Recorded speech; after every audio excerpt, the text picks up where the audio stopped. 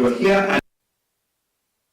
An incident reporting team of the Presidential Election Tallying Center as follows: Juliana Cherere, team leader; Commissioner Boya Molu, alternate team leader.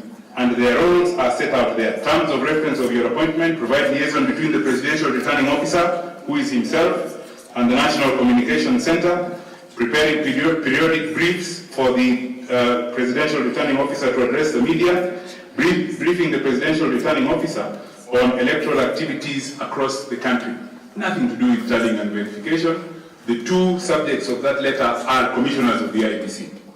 The next letter is on page 42, also dated the 22nd of July. This one is addressed to Commissioner Francis Wanderi and Commissioner Irene Masit. Again, under the hand of the chairman, and it is appointment to the Logistics, Welfare and Security Team at the Presidential Tally Center, Bomas of Kenya. Again, he appoints them in the second paragraph. Consequently, you are hereby appointed to oversight, provide policy direction and strategy formulation and security team of the Presidential Election Tallying Center. He then states their names and he states their terms of reference as security of the Tally Center and installations, the Tallying Center's logistics, planning and organization, security of members of the commission, staff, VIPs and other visitors, transport for commission staff, any other duties assigned. Important, those are two commissioners. None of them has been assigned to tally and verify. The third letter is on page 43, and this one is addressed to Commissioner Justus Nyang'anya. Again, Justus Nyang'anya is appointed to be in charge of dignitaries and protocol. And in the second paragraph, he is told that as team leader for dignitaries and protocol, he will be responsible for providing support services to the Commission, managing protocol of dignitaries and VIPs, managing access to the Presidential Tallying Center for accredited media, observers and agents, and any other responsibility. Now, those are out of 6 commissioners. Those are 5 commissioners. None of them is assigned to tallying and verification. There is a last letter. Also dated the 22nd of July on page 44. This one is addressed to Commissioner Professor Abdi Gulier and Mr. Marjan Hussein Marjan.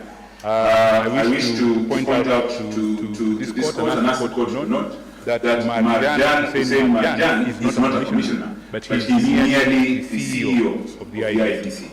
Now, these two are appointed to the results management team at the Presidential Tally Center.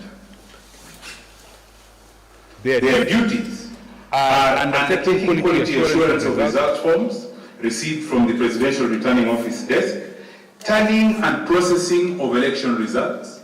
I add that is the language of Article 183.3, and assisting the Presidential Returning Officer in managing a record of the election results. Tallying and verification, I submit, on the admission of the chairman of the IEBC was done by Professor Abdi Gulier and Marjan Hussein Marjan, and not by the IEBC.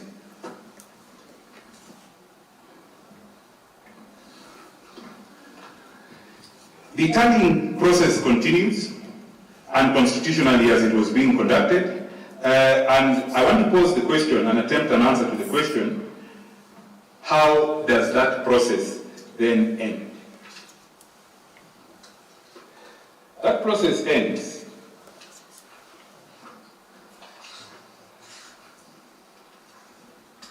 as set out in paragraphs, again the same affidavit of the chairman, at paragraph 76 onwards. But the story that he tells, or the deposition that he makes, starts in paragraph 66. And I will read it because it is important. He deposed: shortly after 2 p.m., the commissioners and I had a meeting to be briefed on the final results by the Commission Secretary / CEO, an alternate leader of the Tally Center.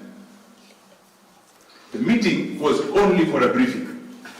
He then goes on to say, the briefing was to be done before my declaration in accordance with Article 138(10) of the Constitution.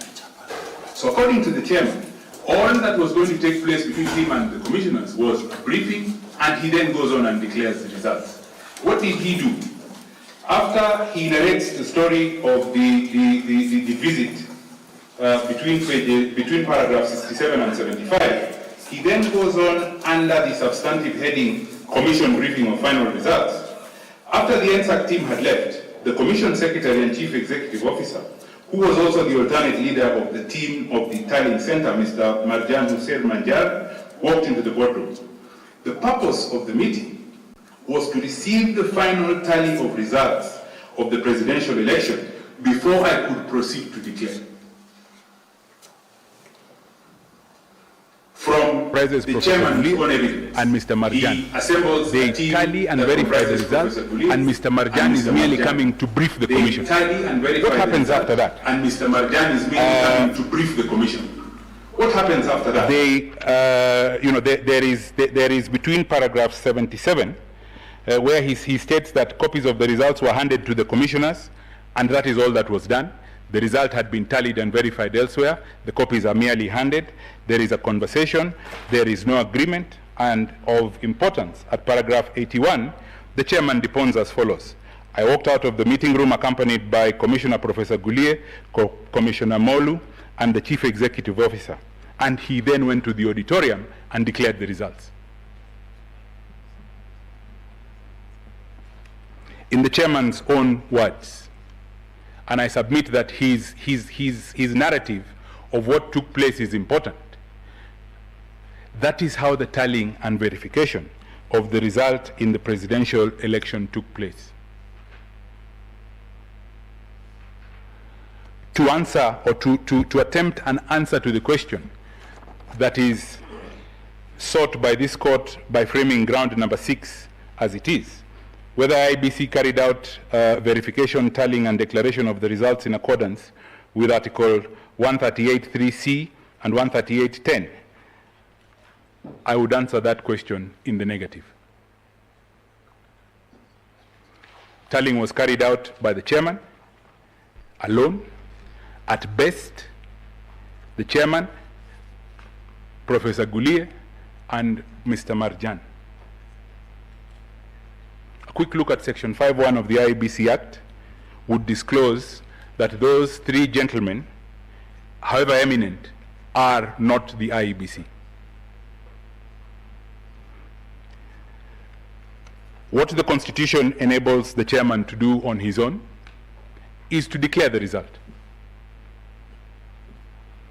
I submit that the election is a process, it is a progressive process, and the completion of one process enables another. If you do not complete voting, you cannot tally. If you don't complete tallying, you cannot declare. I submit that tallying and verification, having not taken place as provided by the Constitution, then there was no result for the chairman to declare. There is an attempted justification by the chairman for his decision to tally and verify the result on his own. That justification exists in an affidavit sworn by the chairman. This time it is drawn by the firm of Iseme Kamau and Maema Advocates. It is at page 14, at paragraph 62. The chairman attempts to justify his decision to tally and verify alone from this court's decision in Raila 2017. With tremendous respect to the chairman, the issue of his ability to tally and verify on his own was not an issue in Raila 2017. And with the clear provisions of the Constitution, in Article 138.3c,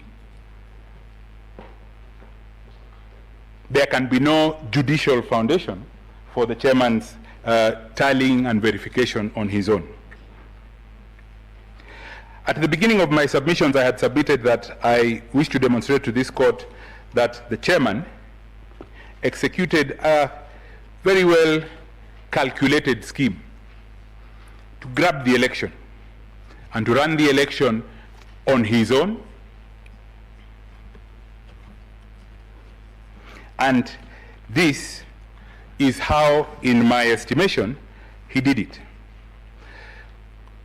No, elections are normally commenced by a notice of elections that is issued under Section 14 of the Elections Act.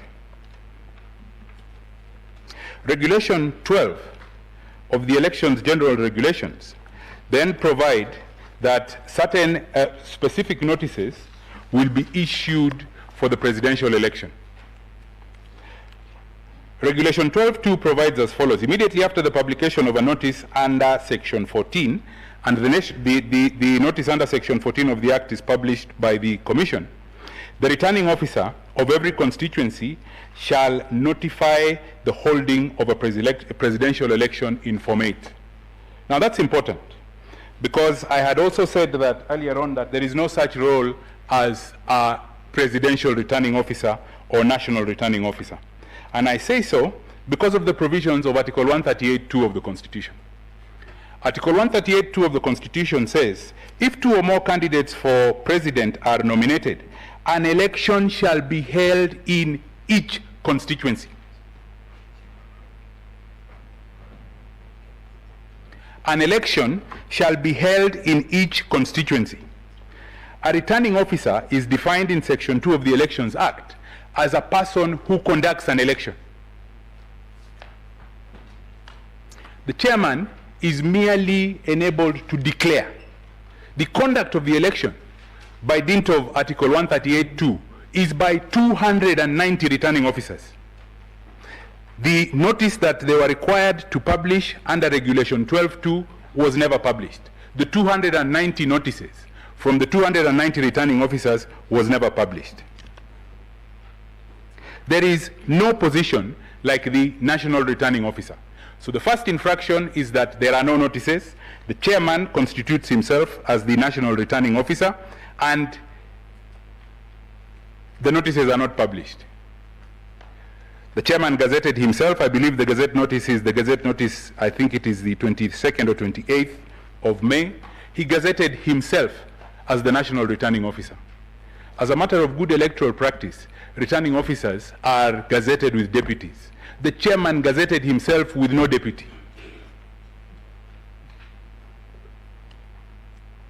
It was his election to run as he saw fit. There is the issue of the deployment or the unilateral transfer of returning officers. My learned colleagues who appear for the commissioners have dealt with that extensively in their affidavits, and I'm sure they will submit on it when they have their time on their feet. Again, the deployment of commissioners at Bomas was not accidental, it was deliberate, it is documented, and the details are spelled out, the duties are spelled out in detail. Again, the postponement of the elections is another issue, and I wish to pose this question at this juncture. We have interpreted constitutional time as being strict, but the chairman of the IEBC has on more than one occasion dealt with constitutional time as if it is elastic. The elections that he postponed on the 8th of August were not the first elections that he postponed. In the second week of March 2000, the then sitting MP for a constituency in Kwale called Msambweni passed away. The Constitution provided that by-election be held within 90 days. That by-election was not held until the 20th of December 2000, or not 2000, 2020. Again, that is another election that was postponed, and it just went by.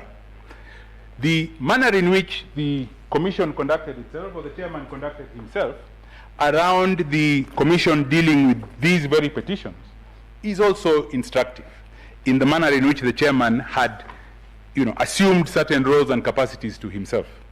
I wish to refer to the affidavit of Juliana Cherere, filed in this court on the 26th of August.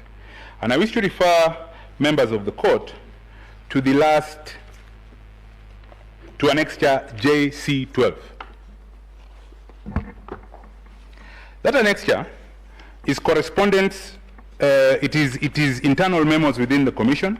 The first one is signed by the 4 commissioners, and it is a request for a special meeting whose agenda is to deliberate the Commission's position in light of the presidential elections petition filed in court on the 22nd of August. That letter is dated the 24th of August, 2 days after the petition is filed.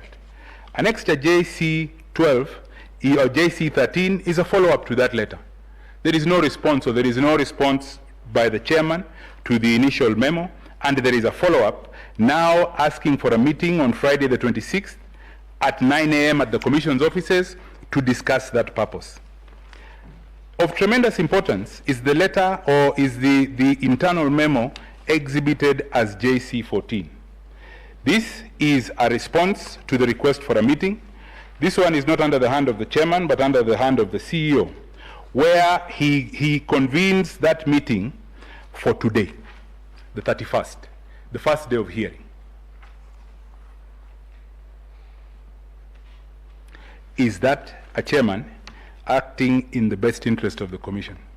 Is that a chairman acting constitutionally responsibly?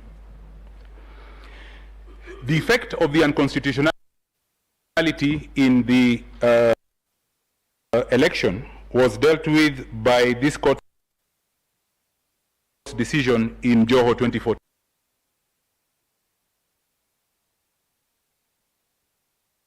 Piece of legislation is a nullity.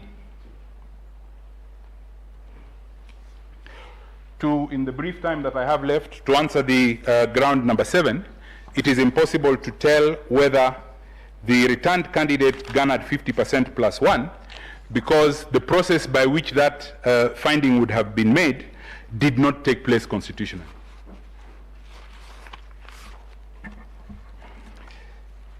The election having been conducted as it was, there is no result. The votes that were cast by the people of Kenya having not been properly tallied and verified, or verified and tallied, there can be no declaration. I wish to assert the submission made by my learned senior colleagues that an election is a sovereign process that belongs to all Kenyans.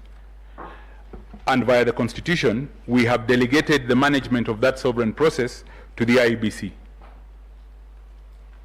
It was a constitutional infraction of monumental proportions for the chairman to seize the election as he did. And for those reasons, it is my humble request that all the prayers that are sought in petition number 2 of 2022 be granted.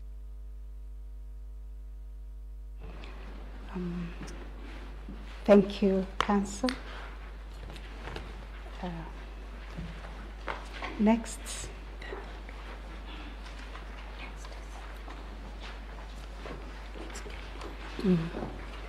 Yes. If may please, my lords and my ladies, I start by saying that election is a process. Otieno Willis appearing for petitioner number 4. Election is a process that ends upon the determination of the true wish of the voter. And when that process is unconstitutional, it is not enough to throw numbers that are arrived at through an unconstitutional way to assert that that is the true will of the voter. The first issue I wish to address, my lords and my ladies, is issue number 6. And issue number 6, core to it, is Article 138(3)(c) of the Constitution, which vests upon the IEBC the duty to tally and verify results from all polling stations and to declare the result. I want the court to take note of the last part of Article 138(3)(c). The IEBC shall tally and verify the count and declare the result, not the results. Results is the numbers. Result, without an S, is the outcome. And I want the court to notice that 138(3)(c) is a responsibility on the commission, not on the chairman. So the first declaration of the result of the verified and the tallied counts is made by IEBC as a commission. Then the chairperson, again, the word of the Constitution used is the chairperson in Article 138(10) shall now proceed to formally declare the results and issue the certificate. My Lord and my ladies, Article 138(3) sets out a 4-tier process. Tier 1 is the polling station. Tier 2 is the constituency. Tier 3 is the National Tallying Center, in brackets IEBC Commission. And Tier 4 is the chairperson. Tier 2 cannot function without Tier 1. A constituency cannot function if polling fails at the polling station. A returning officer cannot go to a polling station and make a declaration of the results of that polling station. It's not his function. The IEBC as a commission cannot go to a constituency and fill Form 34B for a particular constituency. If they do so, they failed it. Similarly, the chairperson cannot move from Tier 4 and go to Tier 3 and purport to verify and tally the votes, the counts, and make a declaration. Each tier must perform its function. It is now tried that under Article 81, elections must be conducted by an independent body. The presidential elections whose results we are disputing were conducted by an independent individual, not a body. Because if it was a body, I would not have been served with documents from commissioners confirming they did not participate in the verification and tallying of the count. A majority of the commissioners, IEBC in their replying affidavits served upon me, has confirmed they did not tally and verify those results. My lords and my ladies, I wish to state, Chapter 15 of our Constitution establishes constitutional commissions and independent offices. Where the Constitution desired a function to be performed by an individual, it established an independent office. The Office of Auditor General, the Office of Controller of Budget. But where it desired a function to be performed by a commission, it established an independent commission. The Office of Election Management Body is a commission. It is not established as a chief elections officer as an independent office, as Wafula Chebukati seeks to run the commission. My lords, if the people of Kenya desired to have an individual, they would have simply reverted back to 1988 when we had a supervisor of elections. I will not go back into what has been submitted, but only to add on that point that where a commission has been properly constituted and the number is set as an odd number, the Constitution and the law presupposes there may be dissent. And the oddity of the number is to make sure that ultimately a decision will be arrived at. In this particular case, the oddity of the numbers led to a decision of the commission. And a majority of those commissioners have told us in their affidavits that they did not carry out a tally and verification of the results. Tier 3 failed. Confirmed. Let us go to the state of mind of Mr. Wafula Chebukati on the 15th when he was conducting this function. Just to confirm to you that he did it himself.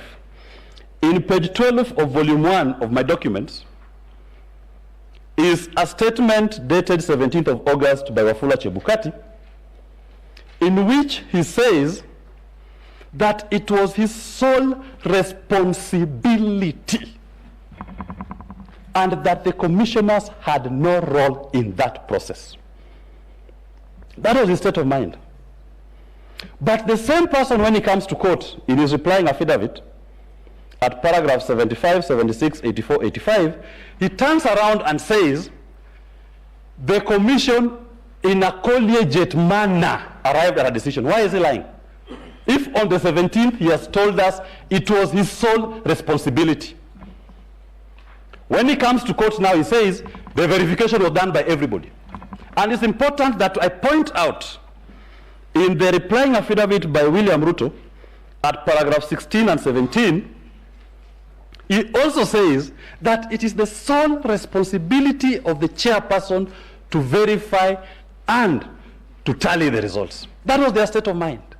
But we are submitting it is not the law.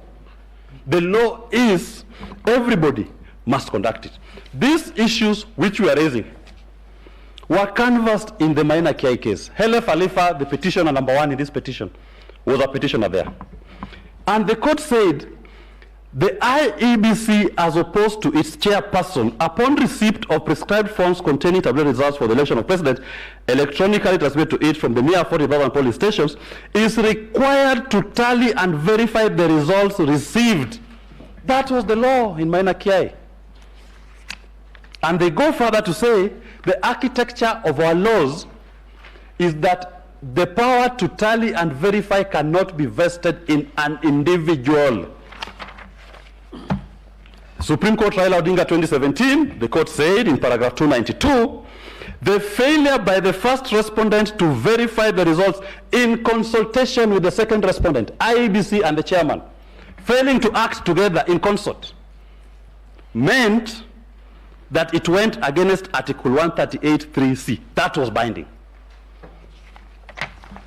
To drive this point home, my lords and my ladies, taking into account those two decisions, the number of IEBC commissioners are 7 plus the chairperson. The number of Supreme Court judges are 7 plus the Chief Justice. If, as been... Counsel, yes. Do I understand you to be comparing the Supreme Court, its architecture, and the IEBC? No. I wanted to give an example. Try to be very careful and not extreme. I just use the number of 7. That in terms of 7, the Supreme Court sits as a full bench when constituted. And the rules on arriving at a decision is by majority. And there have been even instances when the Chief Justice of this court has been on a minority.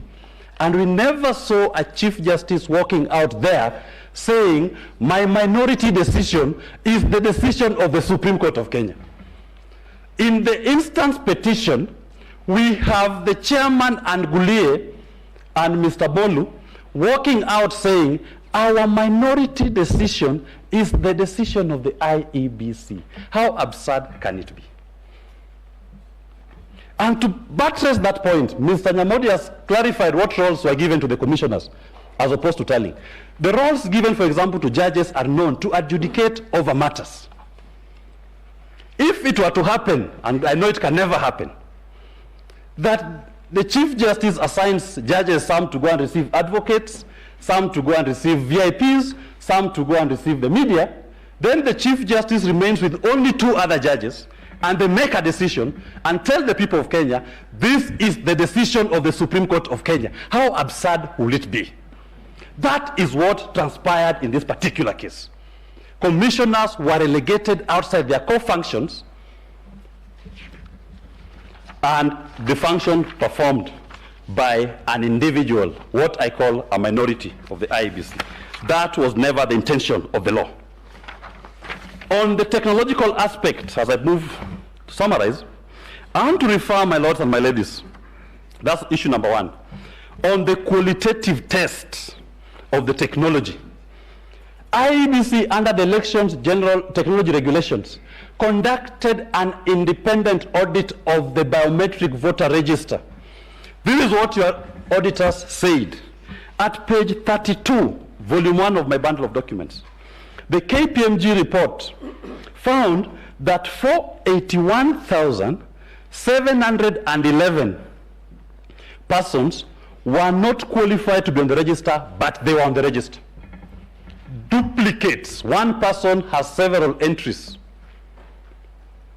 If this number was below the margin of victory, it will be insignificant. The start of an election process is the voter register. It must be a very clean document. In this case, they started the race with a register by their own audit as at the 16th of June. The register that was gazetted on the 20th of June, that register had 481,711 persons who were not supposed to be there. Duplicates, several entries. The margin of victory by which William Ruto passes 50% plus 1 is less than 70,000 within this margin. The margin of victory by which is declared more than Raila Odinga, 200,000, again less than this. So the universe of the elections was already compromised ab initio, and the number by which it is compromised could affect and did affect the results. To use my Supreme Court example, I will say, if all the judges were biometrically registered, we know there are 7 judges, but we go a biometrics audit, we find there are 9 voters in that register. Would we say that that register is authentic if they were to vote on an issue and then the return is 4-3 and yet the register had 9 people? Would we say that only those who are legitimately qualified to vote participated? I would say not. In page 36 of my volume 1, the audit report finds that 638,814 entries were noted to be null IDs. You have registered voters on the register who don't have ID numbers. Null. That is the quality of your election document. And at page 37, the auditors find that there are generic users who cannot be attached to anyone, generic users of the biometric voter register system who cannot be attributed to anyone. But more importantly, the auditors found that there were 14 non-returning officers, users, accounts that had been granted access, voter access privileges on the identity data management system. Non-users, some of them are referred to as Embakasi South clerks. People who had access to the system and they were able to make changes on the persons who are supposed to be on the register. Non-authorized users, their own document. At page 39, audit report finds that there are users who are not gazetted returning officers that have access to the database. It is important that we note this. Page 42, IBC's response to the audit queries. They said it was not humanly possible within the time available to deduplicate the register. That is, to remove those erroneous entries. So they are confirming they went into an election in which the register was compromised, and the number by which it is compromised could and did affect the results. They also purport to say that they cleaned the unauthorized users. At the time when they're doing it, your system has been compromised. There's nothing left to say. You are now running on autopilot, as the KPMG audit report says. The horse has bolted. The stable is broken.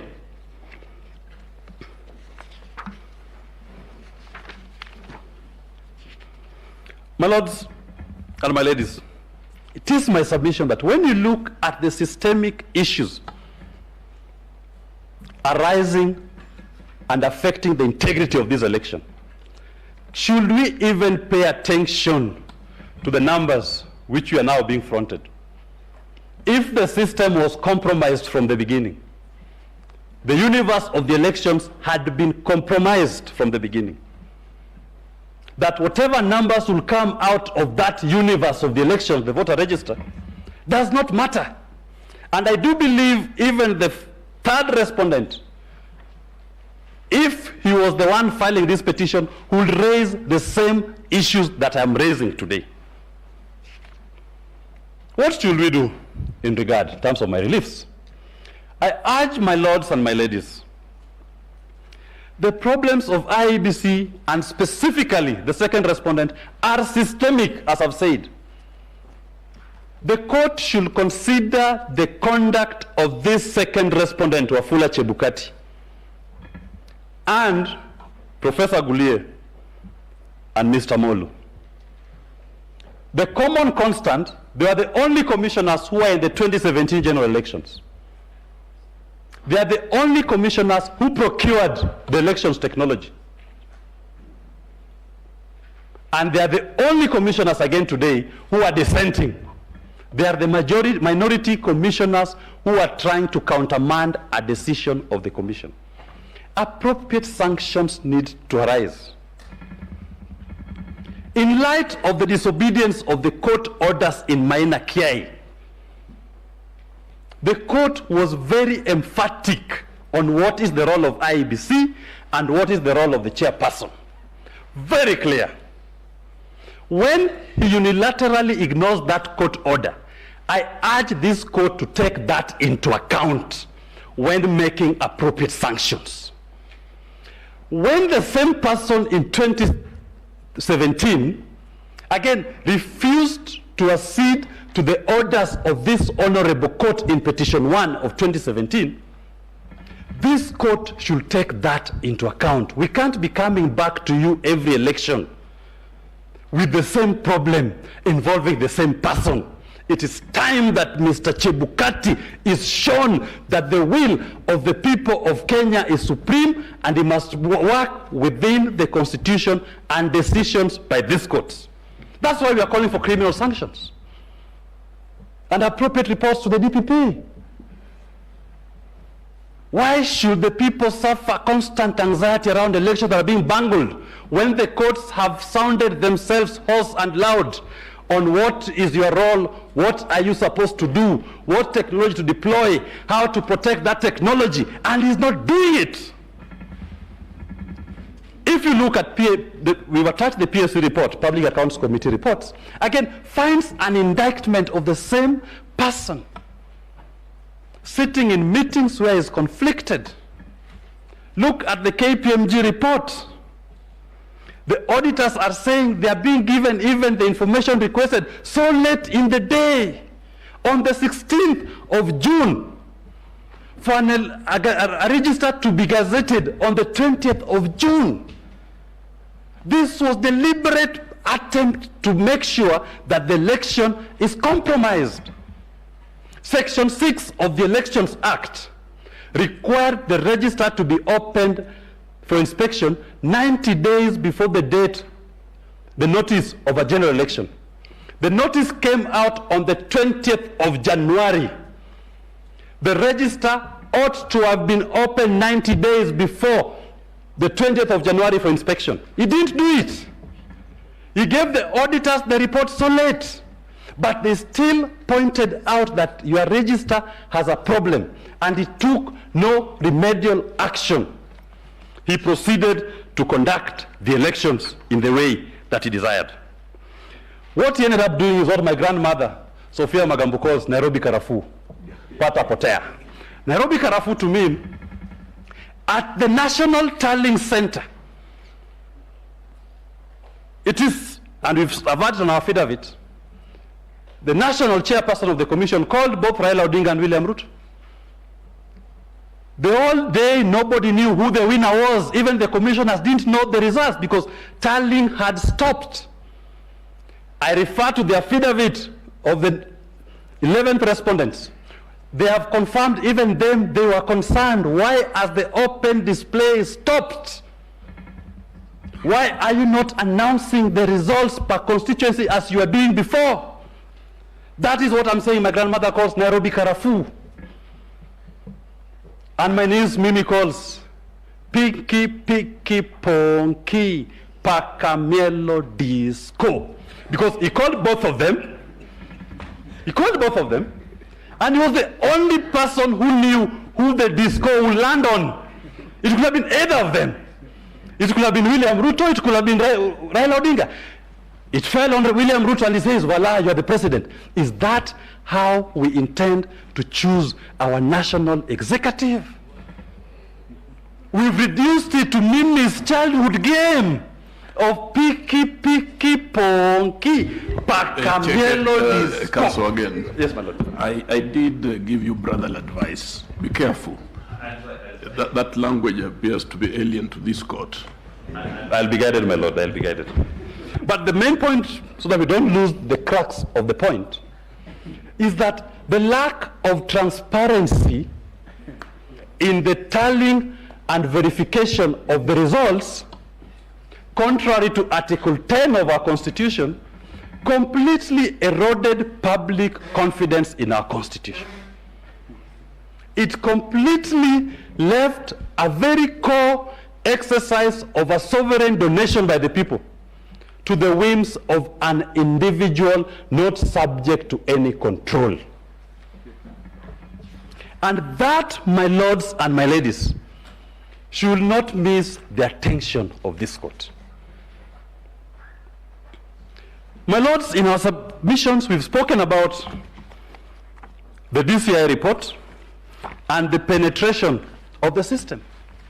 Again, just to buttress the role of this chairperson. My lord, the DCI, as has been submitted, is set up as a government agency to investigate crime. They did find that indeed there were foreigners who had access to what we call critical election instruments. And their forensic report has established the presence of those persons. In other words, in layman's language, the DCI report has corroborated what the KPMG report has found and authorized users and access to critical elections technology. Should we ignore that and say, just look at the numbers, forget about the process? I humbly submit that we cannot now even focus on the numbers. We should not even, because the process through which those numbers are being arrived at has been compromised.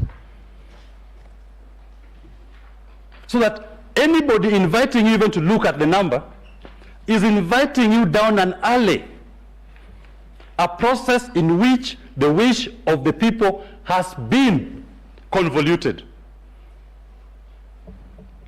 My learned senior John Mohammed, representing a poor voter, did say that voter just wants to see, just wants to know, how was my vote converted into account and the result of the elections. If the infrastructure and the process set up for that poor voter does not guarantee integrity, then, my lords and my ladies, it is my humble submission that the number that an individual ultimately comes out with at the end does not matter. If that number comes out in a manner that infringes the Constitution, you've come up with your number in a manner that violates specific provisions of the Constitution, then that number does not matter. The Constitution has to be upheld. Because the Constitution is what established the framework through which we will start generating that number. You ignore the Constitution, then it doesn't matter. We've not organized ourselves as a sovereign on how to arrive at the number. My lords, as I move to conclude, I think it is very important that I buttress this point on the meaning of Article 138(3)(c), because I see I still have 4 more minutes and I will not wish to donate them at the moment, and Article 138(10). the IEBC shall tally and verify the count and declare the result. That's the first step. And I've invited the Honorable Court, there are numerous decisions from these courts on what a result is, outcome. So the first declaration to take ownership of the elections is done by the IEBC once they verified and tallied the count. And some of the tools of verification, number one are the KIMS kits, because the KIMS kits were meant to send you voter turnout per polling station. So part of how you verify, you ask yourself, this particular polling station, as per the KIMS kits, how many voters logged in? Thank you. How many voters logged in and voted in that polling station? Once you establish that, you check on the Form 34As, how many registered voters are entered to have voted in that station. If the numbers are different, then you ask for Form 32A, assuming some were identified manually. Those are the steps of verification. But if the numbers in your KIMS kits are less than the numbers of the votes returned and are not supported by any Forms 32As, then that's a polling station to be flagged. It means the verification has not returned or cleared that polling station. That is what the IEBC does. Verification is not, as they're trying to attempt to tell us, is about looking at the UV mark, looking at the serial number. Those are just part of verification. But the verification, number one, is to identify that indeed the true universe came out and voted. And that is very important. Once the commission satisfies itself, we go to Article 138.10, in which Article 138.10, the chairman now walks out of the commission meeting together with all his commissioners, if necessary, and proceeds to now declare the result. Because remember what I said, the first declaration was done by the IEBC when they concluded their verification and tallying. Then the other declaration, 138.10, is done by the chairperson. And then he issues the certificate as an individual. So that to assume that the chairperson on his own can conduct, or that the staff of the commission are the ones to do the tallying and verification, that is erroneous. It is the commission that does it. The staff of the commission are spread everywhere. They report to the commissioners who constitute the commission. And the commissioners take control of that process. And finally, my lords and my ladies, it is not the first time we are holding elections in this country. To say that Mr. Chebukati didn't know what the law was. He knew. These provisions have been applied in 2013. They were applied in 2017-1 and 2017-2. And the commission functioned as a commission to conduct those elections. Why should we now move away? My lords, finally, in this election, we submit the people had their say, but the machines, technology, had its way. Please correct it. Thank you very much.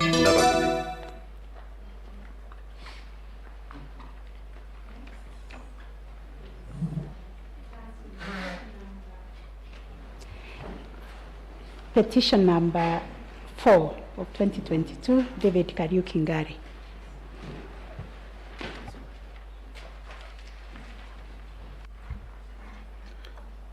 My lady, this is petitioner number 5 in the consolidated petition. My name is Mituga. I will deal with issue number 6 as framed by the court. My colleague, Mr. Njiru Ndawa, will deal with issue number 8. The petition is dated 22nd of August 2022. We have filed submissions dated 25th of August. Counsel, let us confirm. Who is your client? My client is David Kariuki Ngari. Yes. Then according to our records, it's number 4, petition number 4.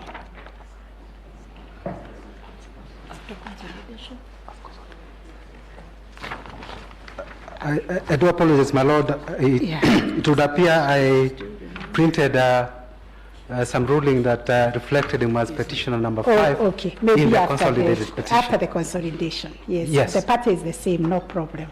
Very well, my lady. We have filed petitioner submissions dated 25th of August 2022.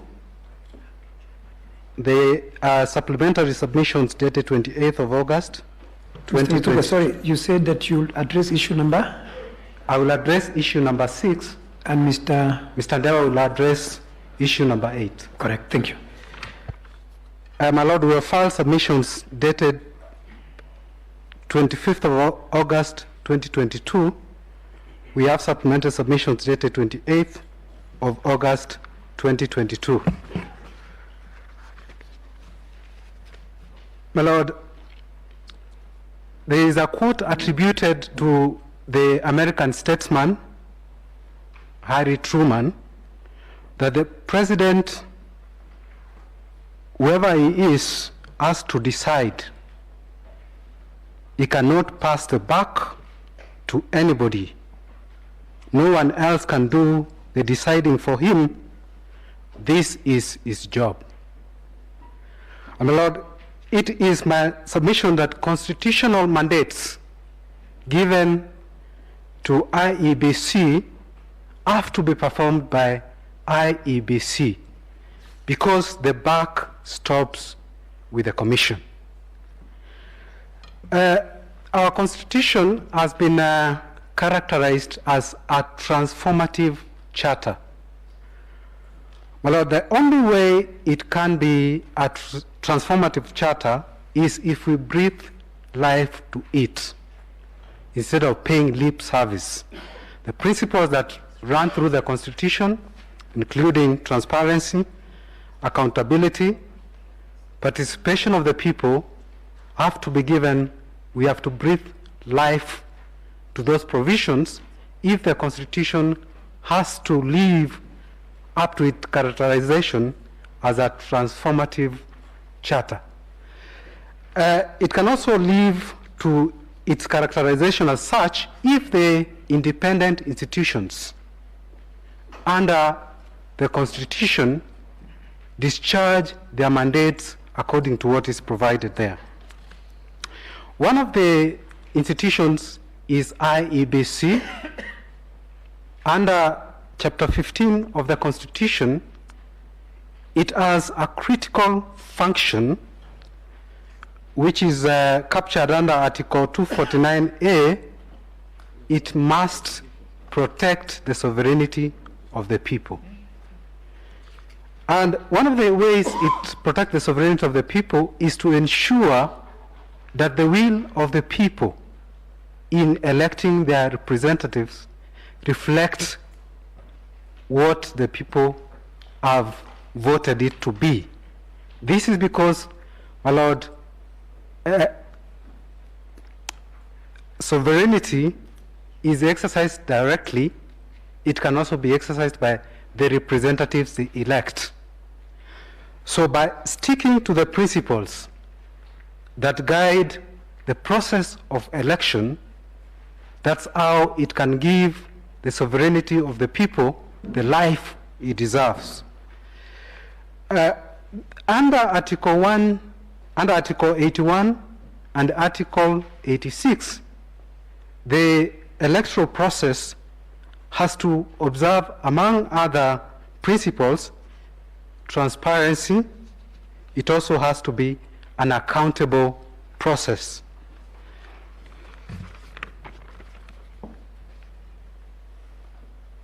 My lords, the commission is constituted under Article 88, and the national legislation that provides for the commission is the Independent Electoral and Boundary Commission, that is Act number 9 of 2011. Under Section 5, a commission is established, and under Section 11 and 11A, it's categorical that the Secretariat works under the commission. So the staff of the commission performs a delegated function. The buck stops with the commission. My plain reading of Article 138(3)(c) is that the process of tallying, verification, and declaration of the result is the mandate of the commission. It's not the mandate of the staff or the secretariat. This is also reiterated under Section 39(1)(c), paragraph B, which also states categorically that the function of tallying and verification is supposed to be done by the commission. Was it done by the commission? That is the only question, my Lord, I will answer. I will answer it through the eyes of the averments made by the 9th respondent, that is Professor Abdi Gulia, and the 4th respondent, that's in the consolidated petition, that's Honorable the Chairman Chebukati. This is how, from their own affidavit, without even going to the regulations in which they set out on how the verification was supposed to be done, from their own affidavits. When the other 4 commissioners are clear that they were not involved in the verification and tallying and declaration of the result, this is what they say in their respective affidavits. The affidavit of Professor Gulia, the 9th respondent, sworn on 20th of August 2022 in respect of petition 005, at paragraph 8, he is clear that once assigned a responsibility by the commission, whatever recommendations he makes have to go back to the commission for consideration. So from his own averment, it was clear that even when the commission delegates a function to a commissioner, he has to report back to the commission for approval. At paragraph 32 of his affidavit, this is how he described how verification was done and the result generated. That the Chief Executive Officer / the Commission Secretary came with the final result. That is on 15th of August 2022, when the commissioners were seated in a meeting. He acknowledges that the verification is not being done by the commission. It is the Chief Executive Officer getting to the commissioners a result, a clear admission that they were not involved in the tallying and the verification of the result. Now, in respect of the 27 constituencies which have been mentioned, and there was doubt whether verification was done, this is how he puts it in paragraph 27, paragraph 35 with this affidavit, that these constituencies were verified in the presence of agents of candidates and included in the final tally. There's nowhere in that statement he says that verification was done by the commission. Now, on why he did not even announce the result for transparency, then he says there was no calmness in the auditorium for them to announce the result. But then the question is, when it was restored, the chairman of the Electoral Commission was able to read the result in from 34C. The question is, during that period, how is it that they could not read the result for the 27 constituencies. The chairman of the commission, Honorable Chebukati, in his replying affidavit to the fourth petitioner's petition, the affidavit is undated, but it was filed on 27th of August 2022. This is how he characterizes the verification of the result by the commission. At paragraph 31, he avers under oath that the verification and tallying was undertaken by a staff of IEBC with some commissioners assigned the role. Well, from the chairman's own averment, the verification is being done by a commissioner assigned the role, and the staff of IEBC. There is no indication anywhere that that outcome of the verification was brought before the commissioners before an announcement was made.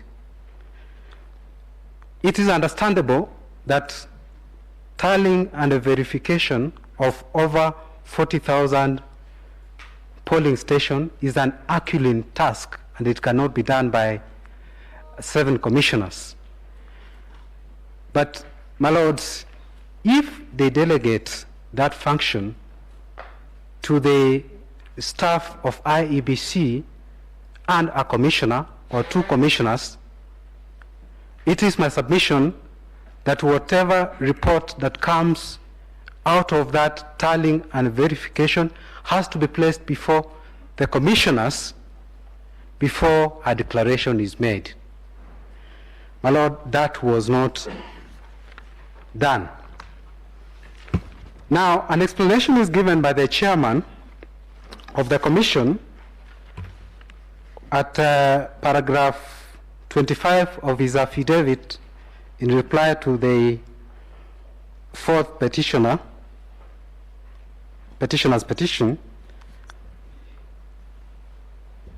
when the fourth petitioner avers that no announcement was made for 27 other constituencies for purposes of transparency, this is what he responds: there was no legal obligation to do that.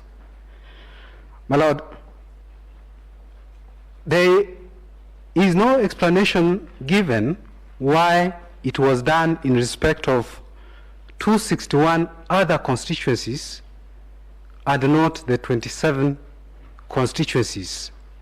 It's my submission that in respect of those other 27 constituencies, there was lack of transparency and accountability. The chairman avers in that paragraph 25 of his affidavit further that Professor Gulie was prevented from reading the results, but there is no explanation further why he could not read the result for the 27 constituencies after calm was restored. And if at all tallying was already done for the 27 constituencies and a report prepared, my lords, this should have been included in the reply of the chairman to the petition to confirm that indeed the tallying and the verification had already been done. It's my final submission that the result that was declared by the chairman of the commission did not reflect the will of Kenyans, and it should not be let to stand. My colleague will take over the issue number 8. Thank you, my lord.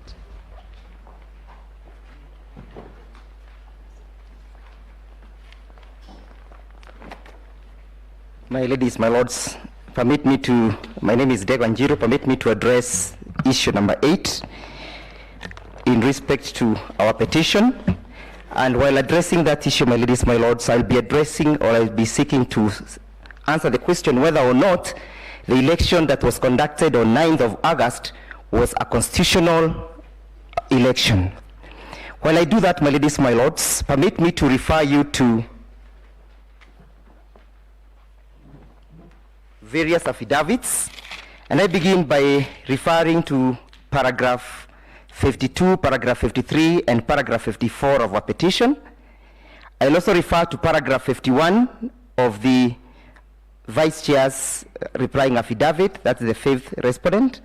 I'll also refer to paragraph 25 of the Chairman's Chebukati's replying affidavit. I'll finally look at paragraph 19 of the second respondent's William Samoei Ruto's affidavit. Why are these paragraphs important to these proceedings, my ladies, my lords? And while addressing that question, I am going to refer to various provisions of the Constitution. I'll begin by referring to Article 88 of the Constitution. I'll seek reliance again on Article 89, Article 97, Article 138, Clause 2. I'll also seek reliance on Section 2 of the Election Act, and I'll also seek reliance on Section 83 of the Election Act. My ladies, my lords, if you look at the affidavits that I've mentioned, and most importantly, affidavit by the chairman of the commission, at paragraph 25, he defines and says that he conducted tallying of election results in 291 constituencies. Paragraph 19 of Honorable William Ruto's affidavit, again he says that elections were conducted in 291 constituencies. The fundamental questions, my ladies, my lords, is how many constituencies do we have in this republic? If you look at Article 138, Clause 2, the Constitution provides that elections shall take place in each and every constituency in this Kenya. And when you define constituency, my ladies, my lords, you look at the provision of Article 4 and Article 5. Article 5 of the Constitution, which defines the territory of the Republic of Kenya. Then you further look at Article 89, Clause 1. It says there shall be 290 constituencies in the Republic of Kenya. And that is where the law contemplates that elections shall take place. But what happened on 9th of August is that we have submissions and averments that elections took place in 291 constituency. The fundamental questions, my ladies, my lord, is where did this extra constituency come from? And is this extra constituency a constitutional constituency defined by the armpits of Article 89? There may be arguments that this was a constituency by the diaspora. Yes, they may have their rights under Article 38 to vote. But the question is it a constituency within the meaning of the law?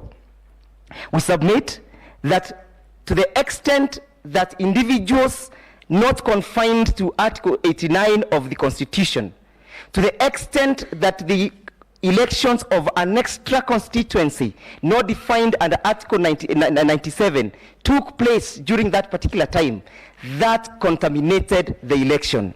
You must then ask yourself, to what extent was the contamination? Article 138, Clause 4 requires the Commission to compute whether or not the president-elect has attained 50 plus 1%.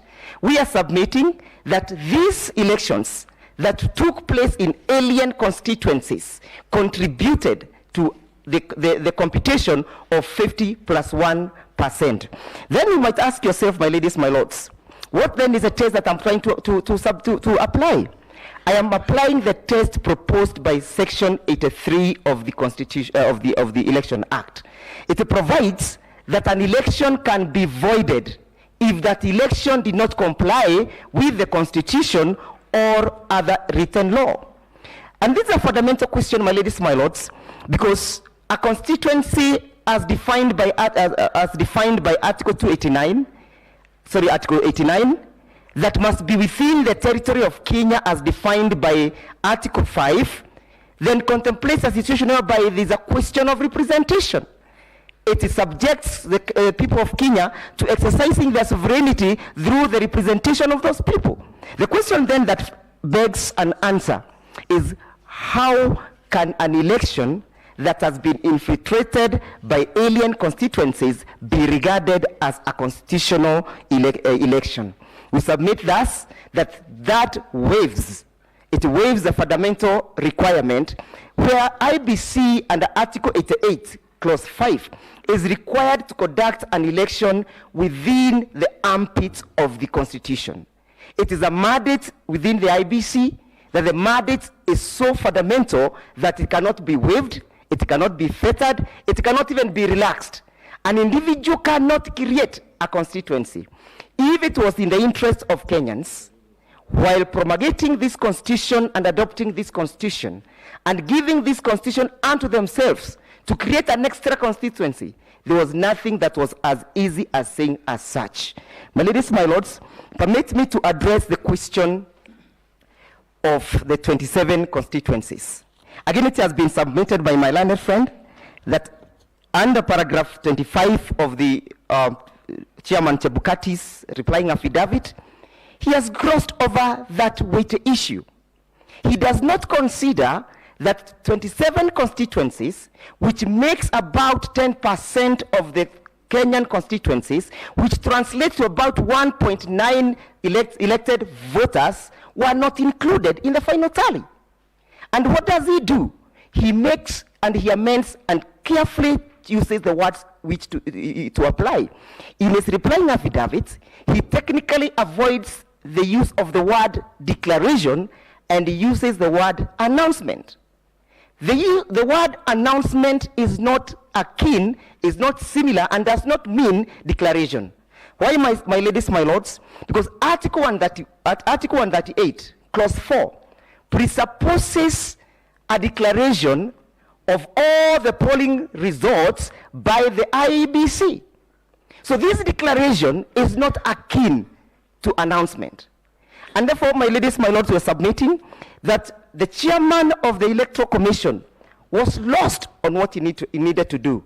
He is making a declaration and reducing the question of declaration to the question of a master of ceremony. The IBC chairman was not called upon to just officiate the process. He was called upon to execute a constitutional obligation.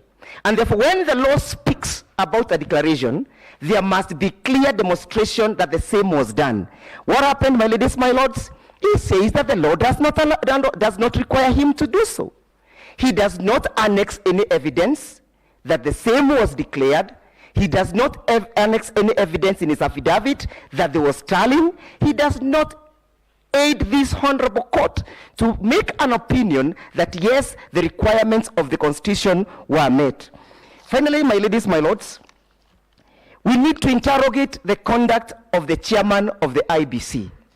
We need to interrogate the previous and even the current conduct of the chairman.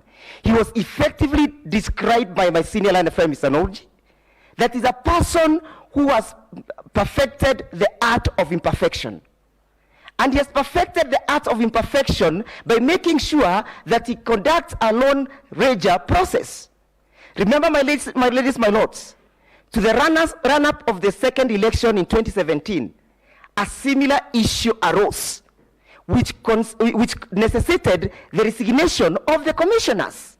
How long shall we allow an individual to keep on transgressing the law? How long shall we allow this individual to keep on putting Kenyans and to subject Kenyans into uncertainty? The law requires that there must be certainty. And the certainty contemplated by the law is that I shall cast my vote and my vote shall count. And why are the 27 constituencies fundamental and key to these proceedings? If you look at our paragraph 57, 52, 53, and 54, we have listed those constituencies. It is where an individual or the first petitioner has his supporters. It is where he has his support base. So were they left out as a matter of design? Were they left out by default? Or was he holding someone's brief? My ladies, my lords, we submit that to the extent that those constituencies were not tallied, were not verified, and the declarations were not made, then this election did not meet the provisions of the Constitution. Finally, my ladies, my lords, he says in paragraph 25 that he can announce elections anytime that he so wishes, even if there are some constituencies that have not generated their results. But what does section 39 subsection 2 of the Election Act provides? It provides, my ladies, my lords, I would wish to read this. The chairman may declare a candidate elected as president before all constituencies have transmitted their results. The operating word here, my ladies, my lords, is the word before. So if before, at the time he's declaring those elections, the constituencies have not generated their results, he can declare. But the situation where we are in, my ladies, my lords, on 9th, going by the dictates of Maina Kiai's case, the chairman had received all the results from the polling stations. It was therefore incumbent upon him to make sure that they are included, to make sure that they are tallied, to make sure that they are verified. Finally, my ladies, my lords,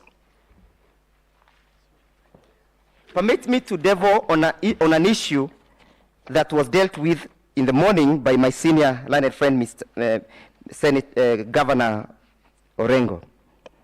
My ladies, my lords, I am referring to the replying affidavit filed by Honorable William Ruto, and I'm referring to page 111, where it indicates a preliminary statement of the IGAD election observation mission to the August elections.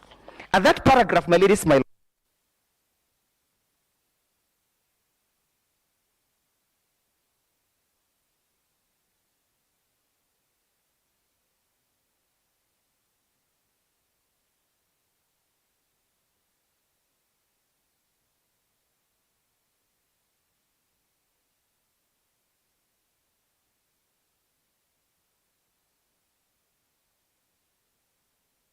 lords, these were individuals who are observers of the elections, who are out there observing the elections. When it came to the question of analyzing the voters' turnout, the report says, it is annexed in its affidavit, that in most of the polling stations visited, voters' turnout was noticeably low and recorded around 55%. Those were observers out there in the field observing the elections, giving a return of the 55%. And this 55%, and you can see how this computation of the turnout is fluid. It is so fluid, it's a lever. You are not able to hold it. The chairman is not able to tell about the voter turnout. The report is giving us a different voter turnout. So what exactly was the voter turnout? So that the voter turnout then can assist us in the computation of the sum of 50 plus 1%. Finally, my ladies, my lords, there's a question as to the computation of the 50 plus 1%. That when the chairman gave his final public address about the voters' turnout, he deliberately exempted those individuals who voted manually. To date, we are not aware of how many people passed through the manual registration. How many people voted manually? I mean, my ladies, my lords, it is not within the armpits or within the purview or within the power or the discretion of the chairman of the Electoral Commission to do that what he wishes. He cannot deal with the question of elections from his aspirations or from his wishes. He must deal with the question of election as dictated by the Constitution, as dictated by the election laws. Finally, my ladies, my lords, we urge you to admit our petition and you dismiss the replies filed by all the respondents and find that this election was not conducted in accordance to the Constitution. And my ladies, my lords, that you give an order that the sovereignty of the people must be respected. And the sovereignty of the people cannot be respected, cannot be upheld where there is serious transgression at the wishes of the chairman of the Electoral Commission. Finally, my ladies, my lords, there needs to be a retribution. There needs to be a stop of all these transgressions. How many times shall we subject Kenyans to these processes? How many times should we appear before you with the same government every day, after every elections? There ought to be a stop. And a stop is making sure that the proper sanctions, criminal sanctions, as prescribed by the Election Act, are meted against any transgressor. And there is no one who is above the law, including the chairman, so that people may learn to respect the law. I'm so obliged. I donate the 26 minutes to the court. Thank you very much. Seconds. Those are seconds. Thank you very much, Council. As regards petition number 7, we have Mr. Omtata appearing for himself, and Professor is appearing for the other. So I think you'll share the time, Prof. Thank you, Your Ladyship. Well, our submissions will be in two parts. The first part will be qualitative, and I will address myself to the law and complement the submissions that have been made by learned friend, Senior Counsel James Orengo, learned friend, Senior Counsel Philip Murgor, and Feroz Noroji, on the questions of compliance with the law and on the unconstitutional nature and the non-compliant nature that the first respondent, Mr. Chebukati, employed in running the presidential election of 9th August 2022. My lords, the person I do not want to be now is Professor Githu Muigai, because every single advocate in this court has spoken to the violations by his client. Violations, my lords, that border on the violation and speak to the violation of Article 3.2, the unconstitutional proceedings that led to the issuance of Gazette Notice 9773 of 2022, issued on 16th August 2022, that declared the president-elect. My lords, we shall be asking that that violation or that Gazette Notice be vacated as we make several orders, my lords, under Section 84 of the Elections Act and Article 143 of the Constitution. My lords and my ladies, let me start by submitting that my submission shall be around one, the issues framed by the court, particularly, my lords, issue number 8 on illegalities and irregularities that, if applied disjunctively as this court has ordained before, my lords, will lead to a compelling order of nullification of the elections of 9th of August 2022. But I will also, my lords, and in view of the powers of this court under Section 3 of the Supreme Court Act, delve into the interpretation of Article 143. And my lord, perhaps because this court is also the jurisprudential head of the judiciary, to see, my lords, whether there are possible sanctions or possible findings that this court can make other than the order of nullification. And my lord, that will be in my last submission. My lord, let me just touch on the second part. The second part that my learned friend Mr. Omtata will deal with will be the maths, electoral maths, the mathematics of the election. We will demonstrate by way of a PowerPoint presentation that none of the candidates met the 50% plus one vote as per the tallies that were read by Chairman Chebukati on the percentages weighed against the voter turnout and the votes cast, my lords. And that will show that if indeed no candidate attained the 50% plus one, then this court has a daunting task. One, of course, after the exercise that is ongoing, the exercise that is going on with the server, my lords, we will be asking this court, my lord, to think of the possibility of declaring a winner after the outcome of the access to the back end of the server. That's number one. But number two, my lords, patently, the results announced by the chairman of the IEBC were unconstitutional because they did not emerge from the commission. And granted, my lord, that they were unconstitutional, if the court then is unable to arrive at a result as to who won the election, my lord, then of necessity the court would then would have no option but to proceed to nullify or find that it was conducted illegally. My lord, let me just proceed because of time to the key submissions. My lord, it is patent and glaring that there was non-compliance with Article 81A and D of the Constitution, read together with Article 86E of the Constitution. The elections were not verifiable in as much as voting took place.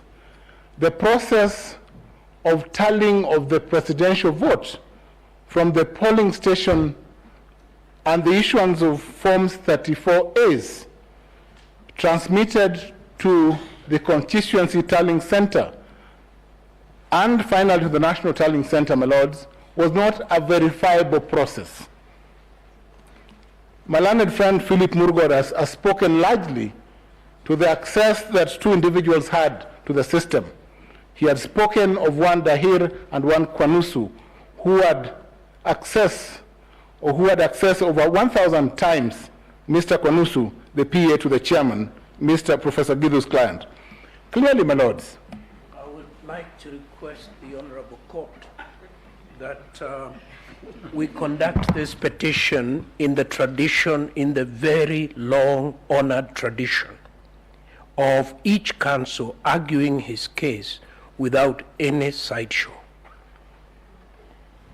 my lord, it is a fact that the chairman is Professor Gidhu's client, but I will, because of the discomfort, address myself to yes, I'm speaking. Yes, my lord. I think you should treat your colleagues with respect. We all know that who is representing who. So make your point. My lords, I will proceed. I will proceed.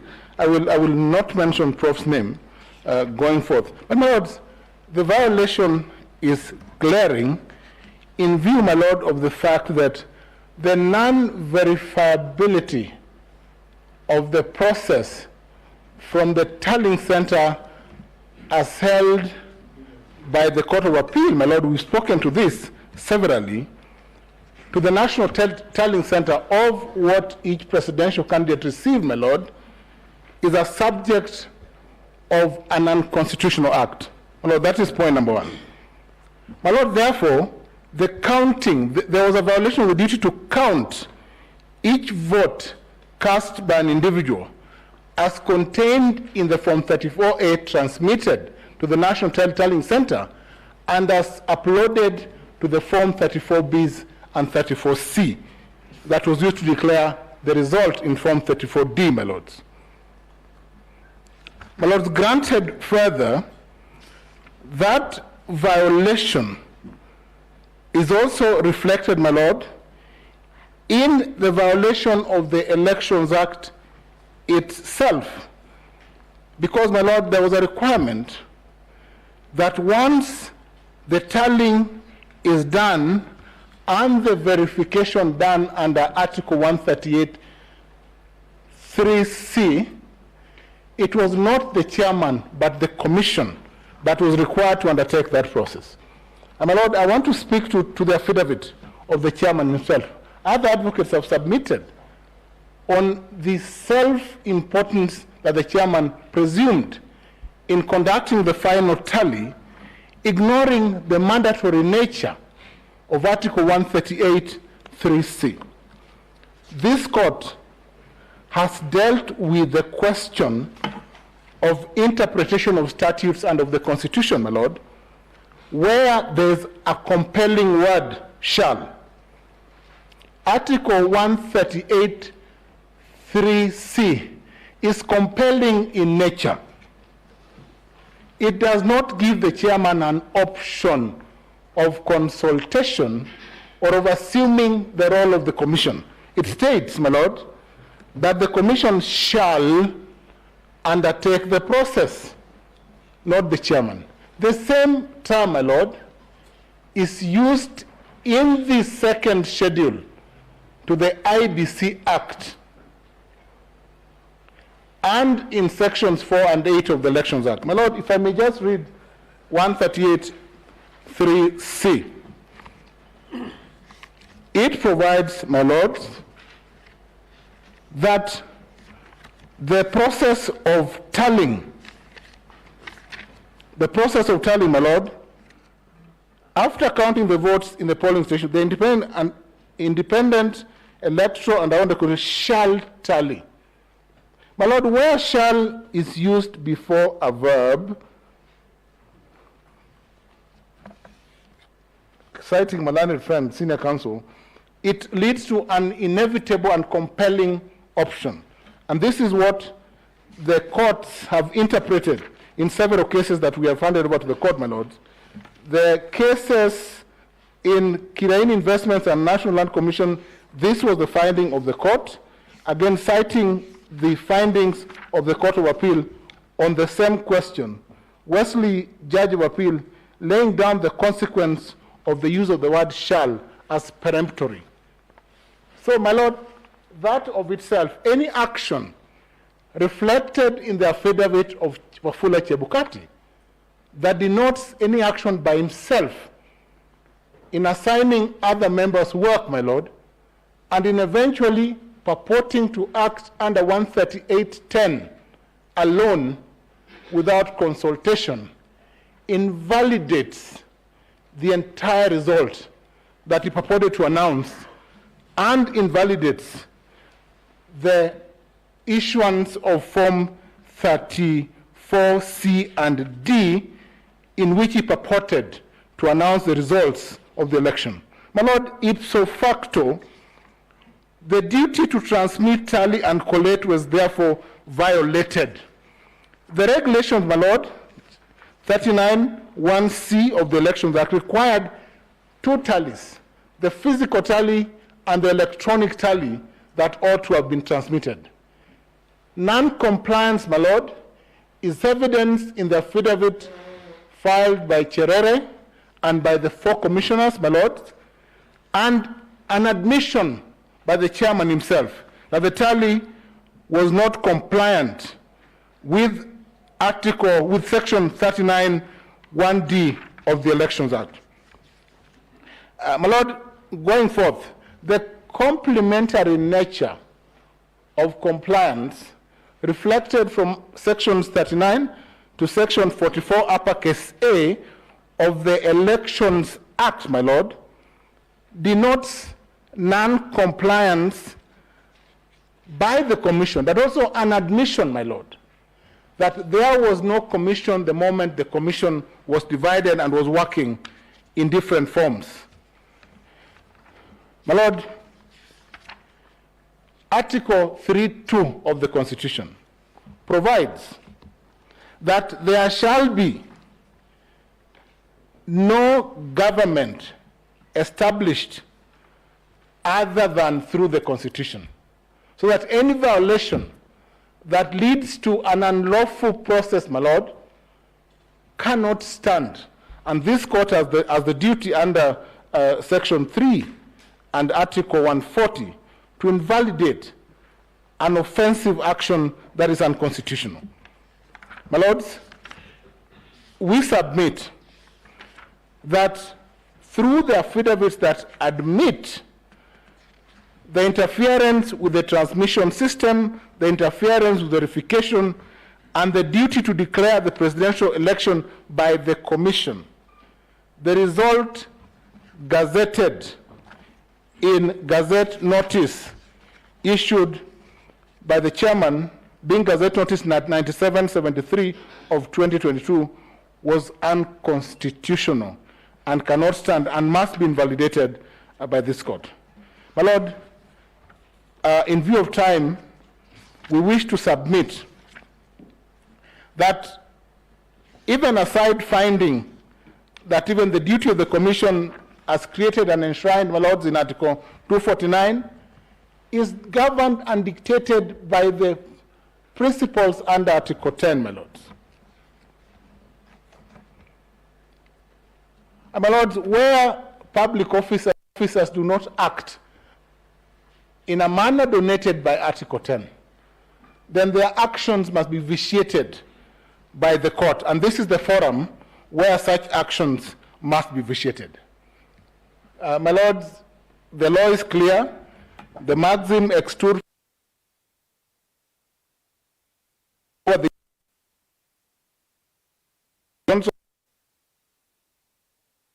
versus Misra.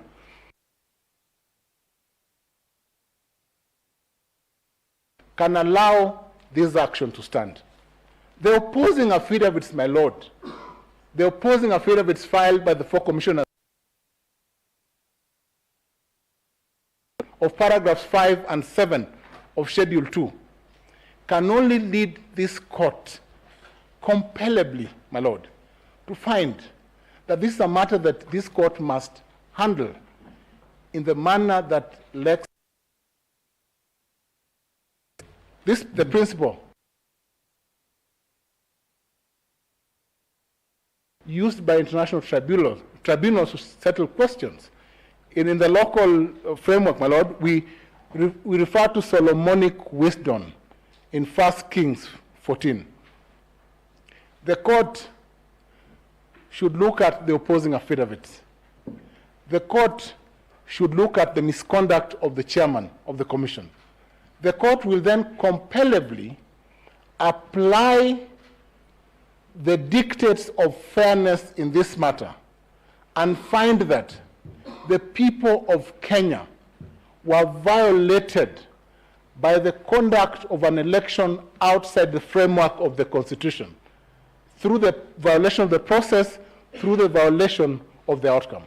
And my Lord, we want to demonstrate to the court, before I wind up, that mathematically, and this is where the law meets my attain the 50%. If the chairman read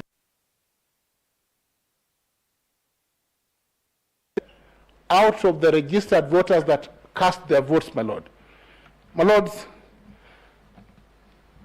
the maxim, amiable compositeur, after my line friend, Mr. that this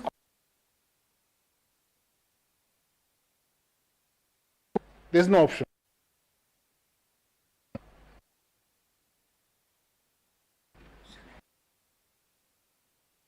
Because you're all senators, you're Colonel and friends now? Yes, my Lord, Mr. Omtata is a serial litigator and a public interest, a public defender in this country. And I respect him for that role, my Lord. And now a senator? And now he's a senator? Yeah, he's a senator for Busia County. He replaced the Attorney General, who did not run for office.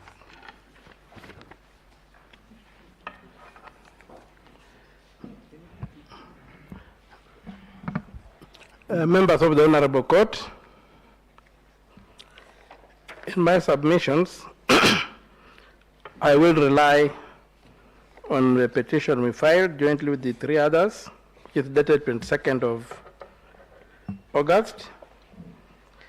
I also have submissions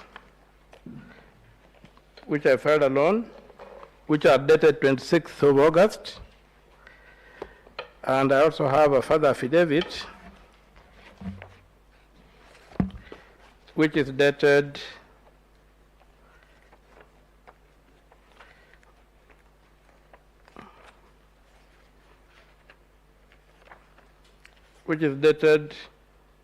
the 29th of August. My lords,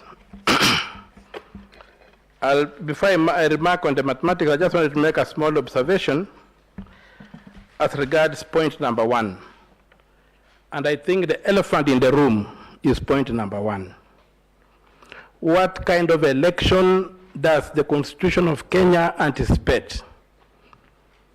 That's a question that I've seen documents and videos by some members of the court telling me that even this court does not comprehend the kind of election anticipated under Article 81 and 86 of the Constitution.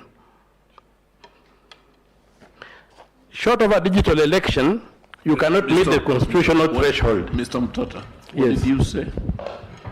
I said I've come across publications and video recordings by some members of the bench who complain that the 14 days the court is given to determine a dispute concerning the presidential election is too short. And I'm saying that statement demonstrates the failure of, with due respect, the honorable judges of this court to understand the electoral architecture in the Constitution of Kenya 2010. The Constitution of Kenya 2010 only anticipates a digital election. And if we are dealing with a digital election, 14 days is too much. But if you are dealing with a paper election, a manual election, you need maybe 2 months. That's where I wanted to begin. And this election does not meet the threshold in the Constitution at all. The presidential election, the one I'm referring to, that's before this court. It's not simple. That's why you have got spoiled ballots. In a digital election, you don't have spoiled ballots or rejected ballots. And you don't even have the question of whether the spoiled or rejected ballots count. It's not verifiable. Right now, I cannot verify where the ballots I cast went. I don't know. The moment I dropped them in that box, I lost all contact with those ballots. There's no mechanism of verifying. A digital election would give me a serial number by which I could track my ballots. So I'm saying that if you look at the threshold in the Constitution, we must work towards a digital election and move away from these paper elections, which allow human interference without sometimes leaving footprints.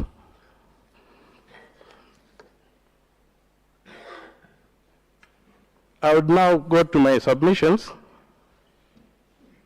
I was supposed to be given some aid. Yes. Where the... If the time could stop running, we had supplied the electronic instruments to the court.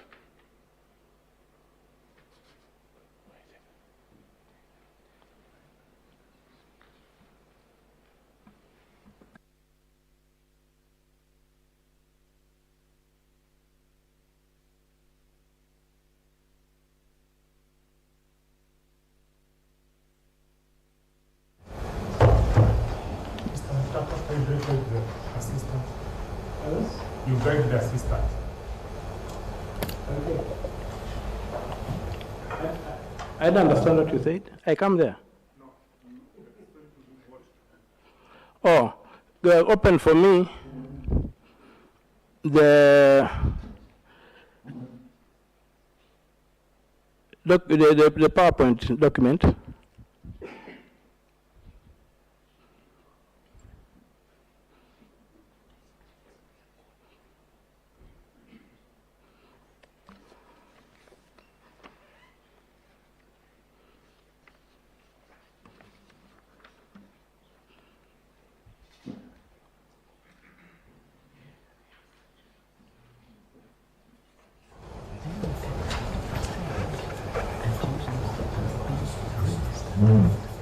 Go to the next slide.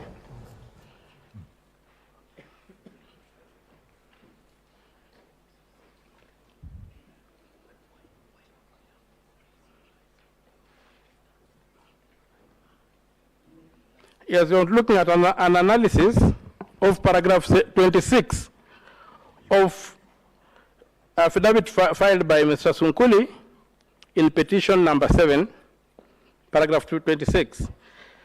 And you can see that he's giving us, he gives data of how the KIMS kits transmitted on 9th August at 17 hours at the close of polls. He gives that figure. On 9th August at 20:45 hours, about some 3 hours and 45 minutes, he gives his figure of 13 million.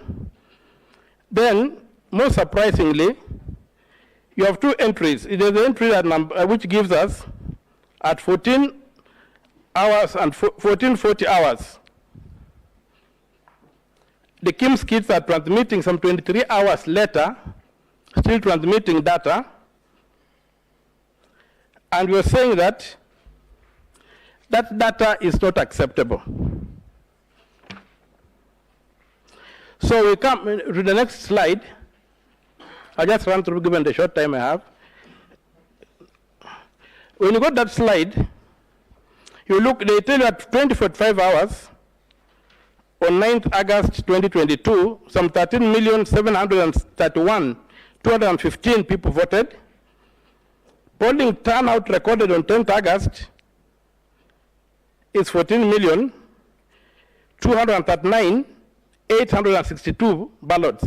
And on the 10th, that is the day after the voting, and we know that it's only elders where elections are taking place. Now, when you analyze that data, you find that 508,647 ballots are added on the 10th. And you saw Land Council Willis show that the audit of the register had almost the same number of ghost voters. So you can see from that data that Mr. Sunguli presents, you are able to isolate 508,647 ghost cast votes, which are more than the difference between the two leading candidates.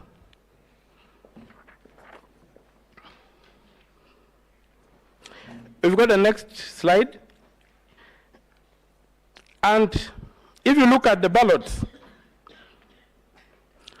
that are recorded to have received, to have recorded on the next day, you are talking of some 1,665,412 curiously cast votes, which are coming out after the close of voting, and that's after 3 hours after the close of voting. So if we take the total tally now, you find that the tally is close to it's about 1.7 million votes.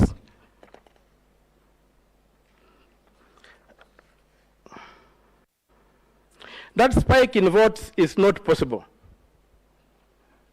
That spike in votes is part of the problems we're having, that fellows were having access, the KIMS kits that were still transmitting data from locations that are not clear. Because the KIMS kits that were in polling stations, the voting stopped on 9th. And giving an allowance of 3 hours or 4 hours for people who are sitting on the queue, you would understand by why a KIMS kit would still be transmitting 23 hours after the close of elections is something that is difficult to comprehend.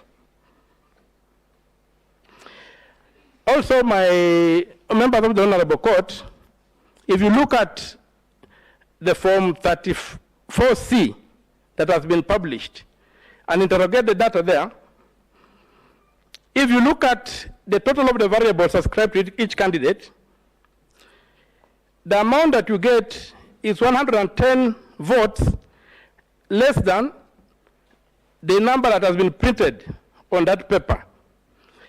Now, if you look at, that thing was boggling in my mind. Initially, I thought it was a simple error of addition. But it has come out it was not an equation of 1 + 1 = 3.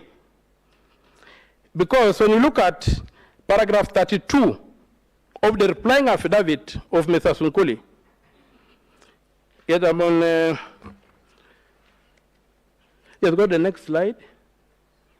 Next. Yes. Sorry, I forgot to, thank you for directing me. If you look at paragraph 32 of the replying affidavit of Mr. Sunkuli, the total voter turnout in the table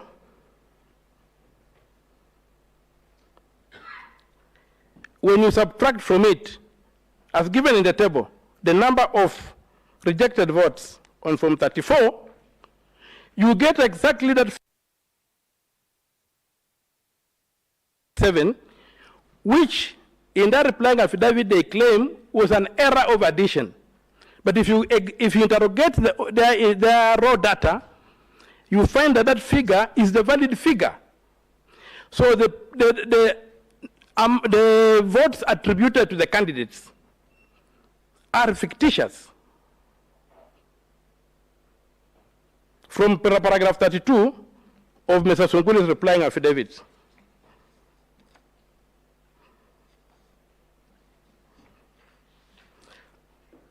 So,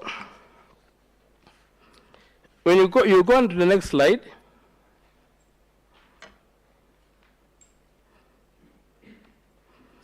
I've reproduced I've tried to factor in the figure that Mr. Sunkuli gives, and when you add them, you get the 14,213,137.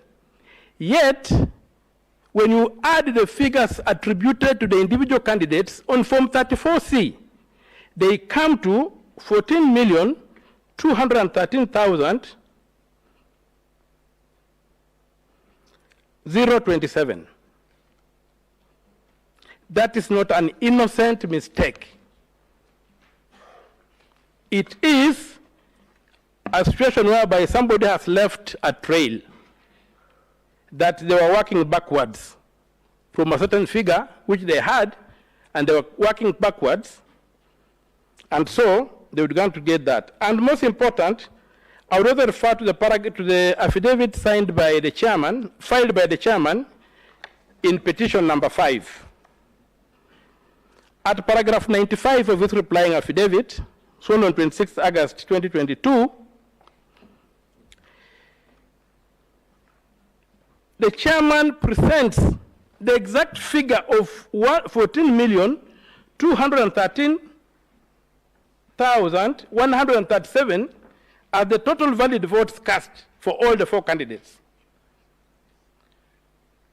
So if that is the figure that's coming from the raw data, that's the figure that's carried in the affidavits, then the values attributed to each one of the 4 candidates are fictitious and cannot count.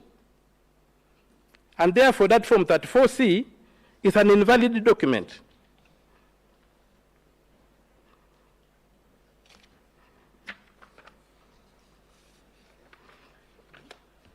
Go to the next slide. Sorry, next. Yes, so in that slide I'm saying, we can only conclude that these figures, which form the content of Form 34C, are cooked. You cannot have both of them in the same document. And this court should not allow that document to stand at all. And the conflicting figures, and those conflicting figures for valid votes cast of 213 and 137,000, and the other one is the one when you add the values of the individual candidates, the 4 candidates, you get 14,213,027, is evidence that the results were worked backwards to achieve a desired or predetermined outcome.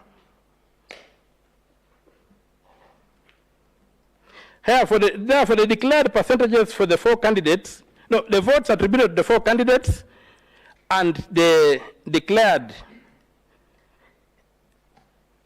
and the percentages attributed to them is all fiction.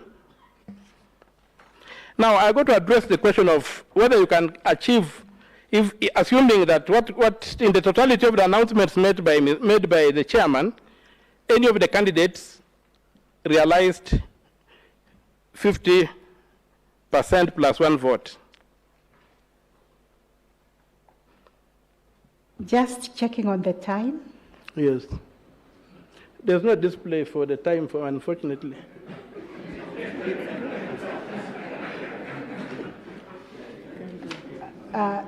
According to mine, time is over. If you could just finish your slides. Okay, thank you. Because they seem to have lost theirs. Okay, so a further analysis of Form 34C on voter turnout, the chairman announced, and that issue has not been retracted at the close of voting. He was answering a particular question, and a journalist asked him, as matters stand now, what is the national voter turnout? And he said, oh, that one, I can deal with it. And he said, as at the time he was announcing, it was 65.4%.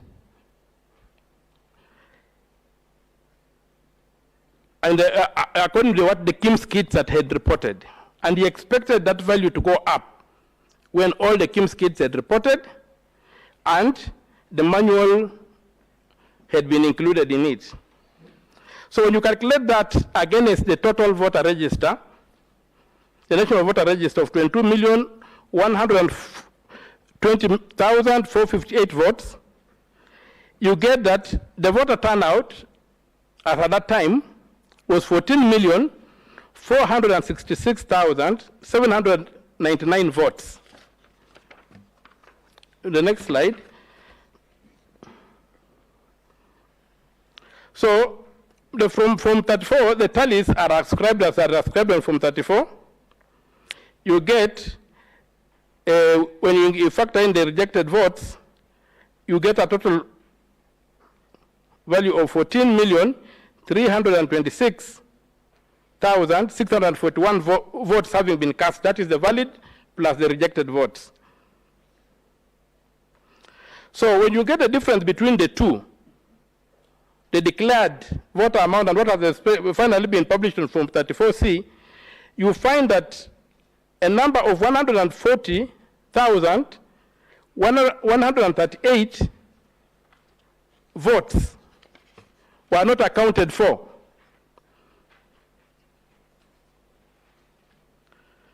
If you add those votes,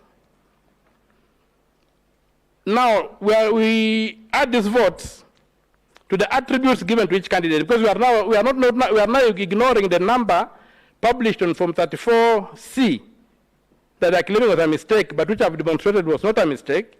Now, if you factor that number of the correct number of the addition, which is 14,213,027 plus 140,138 votes, you get 14,353,165. Using that as the denominator, you get that William Ruto gets 49.99692402%.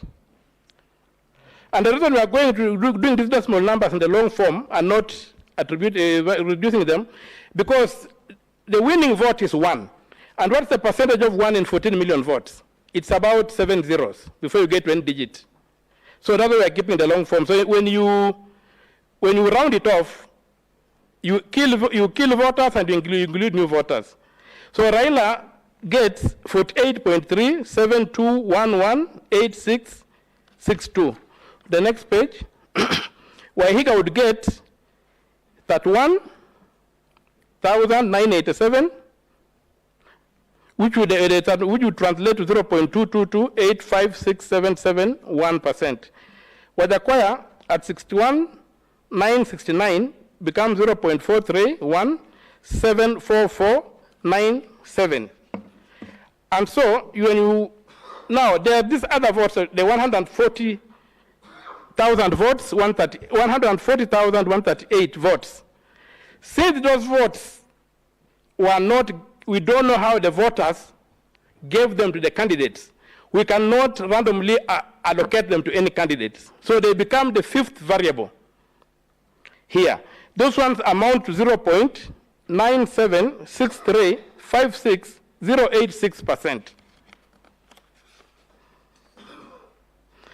In the scenario, no candidate acquires 50% plus one vote. That is required under Article 138(4), 138 Clause 4, Paragraph A. And so, with those few remarks, the court allows the petition and the other petitions, and then. My Lord, I had intended to make the prayers in lieu of the jurisprudential weight of the mundane question that I would want this court to sorry, Senior Counsel. Can Mr. Omutata confirm? I'm trying to go through the record. This PowerPoint presentation you've just made, is it part of your pleadings? Yeah, it's part of my pleadings in a law. Word for word? Yes, word for word. In fact, I'm just cutting for purpose of highlighting. Okay, thank you.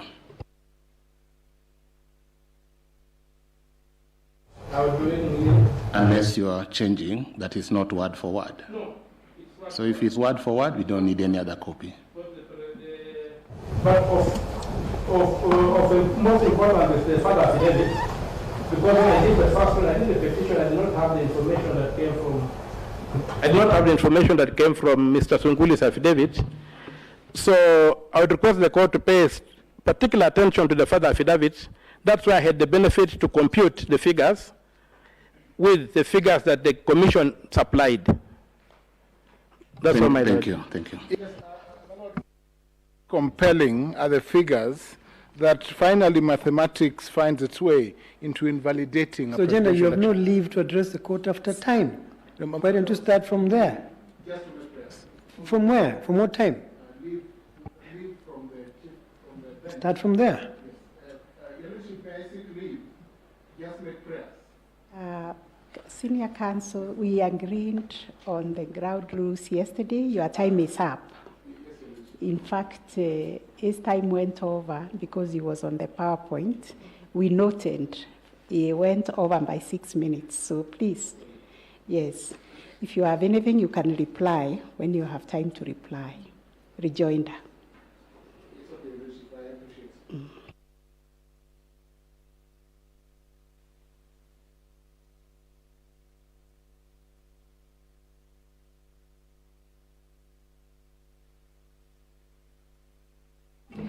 I will now invite counsel in petition number 6, Njuria Yokabichege and others.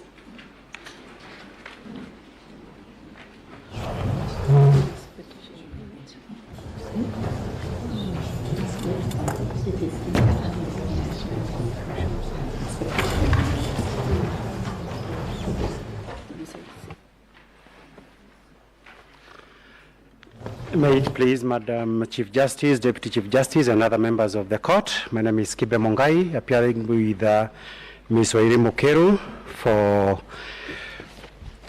Julia Nyokafishege and 3 others. First of all, let me say that I'm very happy to be responding last, and particularly to have had that very good presentation by my long-term friend, Mr. Okiya Mtata. My Lord and my ladies, The petition before the court has been introduced. The petition is dated 22nd of August this year. It is supported by two affidavits, an affidavit sworn on 22nd of August by Julia Shege, and a further affidavit that she swore on 28th of August 2022. We have done submissions which were filed on the 30th of August 2022. That is when they were stamped.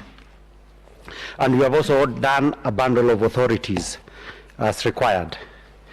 Now, having introduced the pleadings that we have filed, I wish to,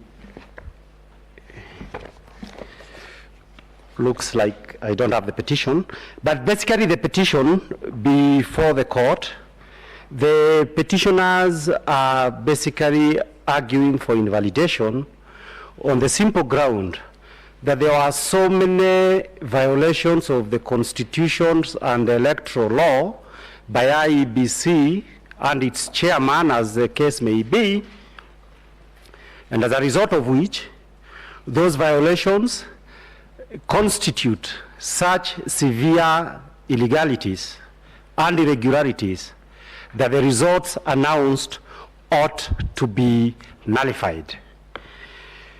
We have pointed out, for purposes of the specific issues raised by the court, we want to dwell with issues number 6 to 9 that were identified by the court. And to sum up, because before we go to the exact issues, is we shall basically be talking about 3 violations before we refer to the conclusion. Now, the first issue is the fact that over 700,000 people who ought to have voted during the general election held on 9th of August were deprived of the opportunity to do so. Number 2, we shall be arguing that the third respondent, that is the commission,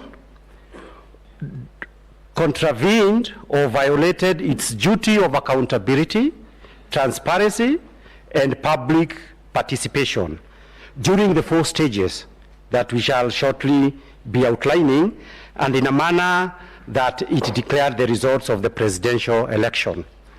The third issue that we shall be referring to is the fact that the third and fourth respondents violated the procedure set out in Article 138 of the Constitution in discharging their mandate of tallying and verifying the vote at the Bomas of Kenya.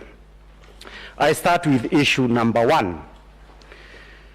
The constitutional basis for issue number 1 is Article 38 and 138A of the Constitution. And in this, we are referring to the number of people, 700,000 by our count, who ought to have voted and were deprived of the opportunity to vote. Now, what is the complaint? The complaint, members of the court, is laid out at paragraphs 56 to 60 of the petition, paragraphs 56 to 60 of the Constitution. And the supporting evidence is laid out in paragraphs 24 to 28 of the supporting affidavit sworn on 22nd of August 2022. The long and short of those paragraphs is that the petitioners are basically saying that by virtue of Article 1 of the Constitution, the people's sovereignty is exercised in Kenya by 2 major methods: through voting, and collectively we only exercise that right during a presidential elections. And number 2, by voting in a referendum. Now, under Article 38, it is expected that the right to vote for a candidate of your choice is recognized. The same way under Article 138(3)(a) of the Constitution, voting at a place appointed by the IEBC by all persons eligible to vote. Now, on that basis, Regulation 90 of the Elections General Regulations Act, General Regulations 2012, were done under the Elections Act. Regulations 90 provides, is a short provision that I need to read, that the Commission may make provisions for the voting by election officials, observers, patients admitted in hospital, older members of the societies, members of the defense and security forces on duty, prisoners and nomadic pastoralists, and other persons who by reasons of any special need, including disability, are unable to access a polling station. 2, the Commission may from time to time publish notices on the manner and procedure of the conduct of special voting, and such notices shall be read as part of these regulations.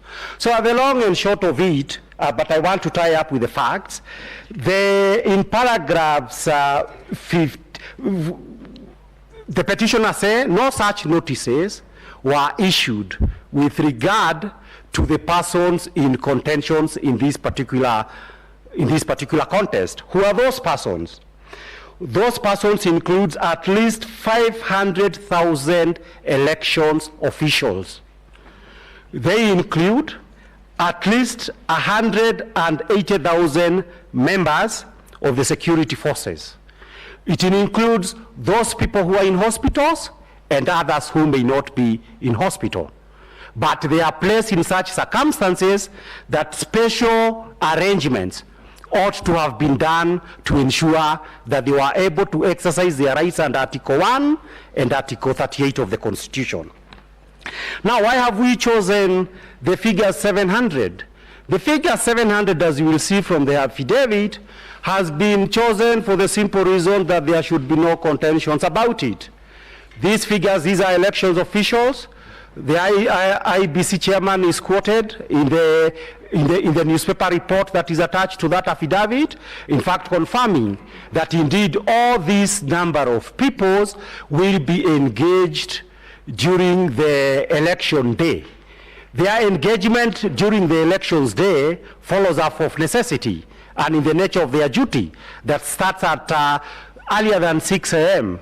and ends long past the counting period, that those are the people envisaged under Regulation 90, that special arrangements to ensure that they vote would be made.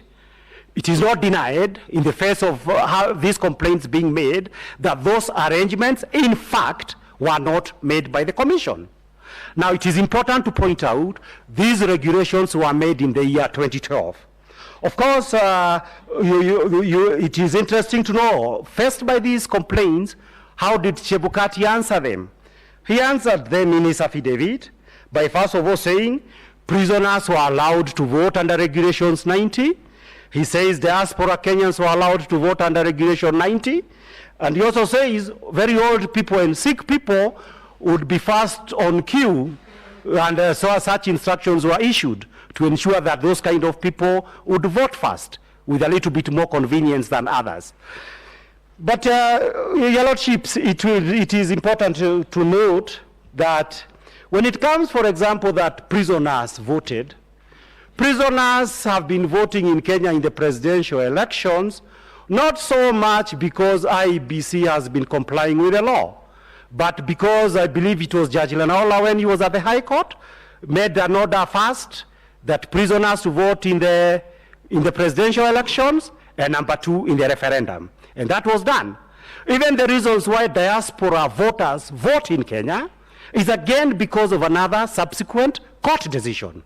So that where we stand today, for purposes of Regulation 90, the IEBC cannot give a single instance that in support of ensuring that as many Kenyans as possible will vote for the presidents of Kenya and exercise their rights to franchise has ever done anything. There is no evidence of that.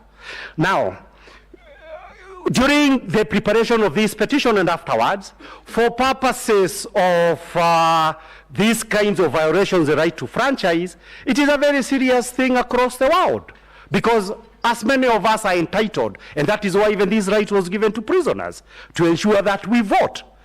You find in very many other countries where elections have been nullified because of the issue of franchise. But you do not have a single instance, at least to the best of my knowledge, that this has ever happened in Kenya.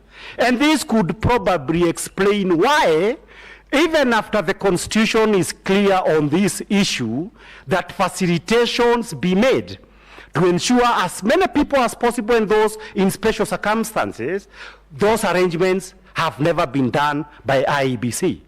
It is my submissions that given the results that were declared on the 15th of August this year, voting by up to 700,000 voters, even if that was adjusted, how many of them could have been registered and how many of them could actually have voted to the actual averages, you would still have arrived at a very big figure of more than 300,000 that directly and on account of non-compliance with an express provision of the law were unable to vote. Did the failure to make that accommodation, those arrangements to ensure those people voted affect the results of the elections? Undeniably. If those people had voted, it is our submissions that the results of the elections could have been affected. And my Lord, it's in my submissions that unless and until this honorable court take up that issue as a serious issue of violations of constitutional law, then Regulation 90 could as well be an empty piece of legislation. And therefore, part of the enforcement of ensuring that the universality, that the free franchise and universality of it is respected would be to ensure that a very serious elections was violated on its account. And it is on that reason that when we read our submissions, we are urging the court to do exactly that. Issue number 2 has got everything to do with the fact that the duty of accountability and verification, as we had said, was violated at various stages. It is my submissions that there are at least 4 stages in which this happened. Number 1, stage 1 ordinarily occurs the stage between 20th, the election period. A gazette notice was issued on 20th of January to signify the commencement of the election period. That period ended on the 8th of August. Then there is stage 2, voting day. Then there is stage 3, which is a 7 days period under the procedure set out under Article 138 of the Constitution. Stage 4, in my submission for purposes of a presidential election, it is the 21 days period under Article 40 of the Constitutions that you are dealing with right now. Now, what are the stages at stage 1? The issues at stage 1, and I will link them up with how they tie to the elections, is the fact that in this particular case, IEBC, according to my clients, was supposed to ensure that they set up a technology system that was transparent enough to ensure that the outcome would have credibility in the eyes of the electorate. The one single issue that we have pointed out for purposes of that in an elections where you've said you have recognized voters using KIMS kit, it has been recorded, it is our submissions that on day 1, in their affidavit they say 6 hours, that at least 6 hours after the conclusions of voting, Kenyans ought to have known what many people voted electronically and using any other complementary system of voting.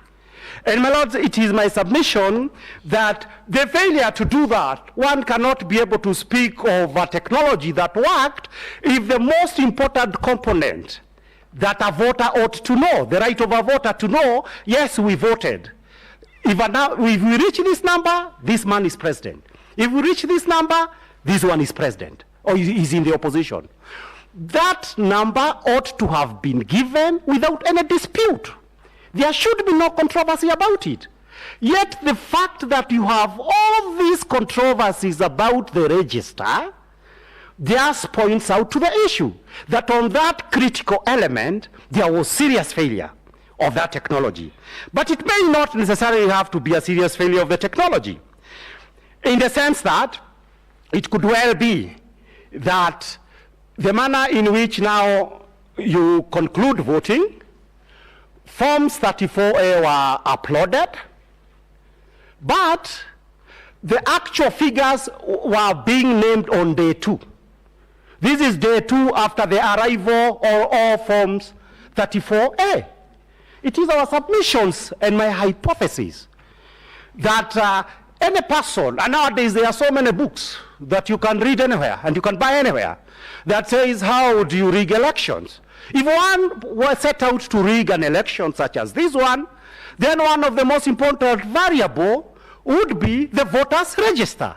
And in this case, it is our submission that the fact that on day 1, 6 hours after the election, we were not told in a controversial manner, and after Kenyans have invested in a technology, that this number of people voted, this opened the system in the subsequent verification process to the kind of abuse that more other able people in that area have spoken about today. But that, on the face of it, appears to be where the opportunity arose.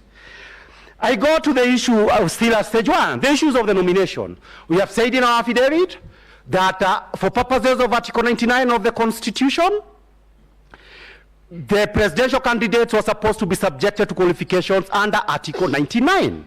The manner in which that was done for purposes of presidential election, the second respondent was actually not subjected to it, and at the end of the day, persons with unresolved questions under Chapter 6 is today Deputy-elect of the Republic of Kenya, arising out of the failure of IEBC to enforce the law. The next issue is the publication of Gazette Notice number 9540 on 8th of August. This Gazette Notice in our submissions was an instrument of illegality. My learned colleague Mr. Nyambodi says that IBC chairman is always inclined to produce Gazette Notices even when none is required. I read it differently. If you read Gazette Notice as an instruction manual, it makes a lot of sense. In this sense, that in the ordinary scheme of things, and particularly when I was working in the human rights movement, when you deal with a lot of police officers and other people on those junior ranks, this activity will be carried this way. They will not tell you the Penal Code says this, the Police Act says this. They will tell you the forces standing order, which they are socialized to understand, says this. So this was the forces standing orders. So that for purposes of the day when this verification was being carried out under this, what we are calling stage 2, it was being, and it was published on the eve of the election. There was also the bad faith that on the eve of the elections, you publish such kind of a Gazette Notice that runs directly counter to the Constitution. Why would anybody do that in good faith? There was lack of good faith. Because in the Republic of Kenya, during my practice of a couple of years in public law, we are aware this is the kind of stuff that we present in constitutional division and the judicial review courts to confirm whether or not it complies with the constitutions or statute. Therefore, when you publish such a Gazette Notice, an instruction manual that would be deployed during the verification exercise, and the following day is a public holiday, you cannot be taken to have been done that with the best of intentions. We go to stage 2, voting day. Voting day, the first violations that we talked about, not everybody entitled to vote under Article 138 in the presidential elections actually voted on account of non-compliance with the law by the IEBC. The second issue for purposes of that day, I've already talked about it, is the voters register. That on the elections day, and we have said 6 hours, you needed to know how many of us voted. The moment that information was not provided, the system and the process was exposed to anything could happen. And actually by the 15th of August, the worst, and all that could go wrong actually went wrong on the 15th of August. And therefore this is why we are saying these violations were not just minor violations. They were violations that indeed went into the heart of what is before this court, the disputed elections. At stage 3 is what we call the procedure under Article 138. Well, my constitutional law mentor, Dr. Gibson Kamau always used to tell me, and I believe most of the people who had the privilege to be his pupils, that the Constitution must be understood in a historical context. And therefore it is important that we understand Article 138 in a historical context. What is this context? This context, my lords, is this, that we do not have an equivalent of Article 138. We do 6 elections. The Constitution has not told you this is a procedure at the parliamentary elections or the governor or anybody else. It is only reserved for one position, the president position. The procedure are the presidential elections. And this was to leave no room of doubt that this is how in which the verification process ought to be carried about. My lords, the process after we vote in a presidential elections, I first voted in 1992. And since that year, the first multi-party elections, after voting, of course in Kenya they tell you vote, go home, watch it on television, you will get to know the outcome. How it has always worked is that you are there at home, results are read from constituencies, from everywhere else across the country. It is a ritual that happens every year as far as I can remember since the year 1992. Now, what is the importance of this ritual? It is important to remember that in the year 2007, this ritual was disrupted by the events that happened at KICC. The disruptions of this ritual led to the post-elections violence, and the rest of it we are all aware what happened after that. So that it is not a simple ritual. And so that in the year 2010, when the Constitution was written, it provided for a sections and 7 days and a procedure, setting out in no uncertain terms, this is how after people vote for their president, we are going to process the issues. So that the Constitution having dealt with that issue against that historical background, you cannot have a situation where subversion through a gazette notice is tried to be effected. That would be treason in every sense of the word. I go to the issue of what's the importance of the ritual. To the winner of an election, this ritual that we saw in this constituency, what you got in my neighborhood is very important. Because the people, while we are seeing all this being displayed, and remember that during bombers, the display to show Kenyans that these are the results that were coming in, this is how the figures were adding up, that was disabled at some stage. So that what effectively this meant, that the true purpose of Article 138 ends up being defeated.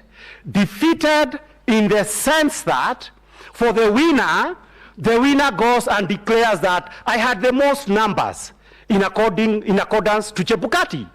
And the loser, everybody else says, I do not know how you got those numbers. I actually thought I had more than you had. This is what was tried to be prevented. But it is equally important the procedure under Article 138 for the loser. Why is it important for the loser?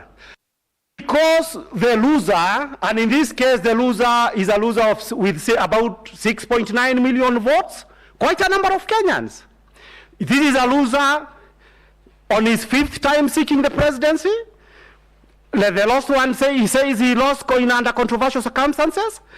There was everything necessary to ensure that for purposes of these elections, if you are to lose the election, the math must make sense.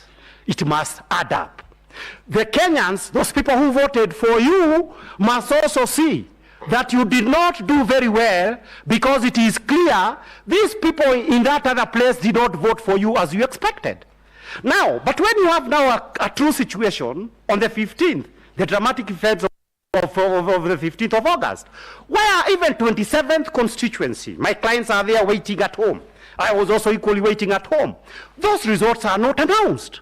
Then how do the people who are supposed to be losers understand that they genuinely lost in the elections? That would strip the process of legitimacy. But it is equally important for another reason that Wallace Soyinka talks about in one of his essays. And I believe the essay is published in a book called Climate of Fear. And Wallace Soyinka, in an essay titled The Quest for Human Dignity, says that in war, it is important that those who lose a war should not be stripped of their dignity.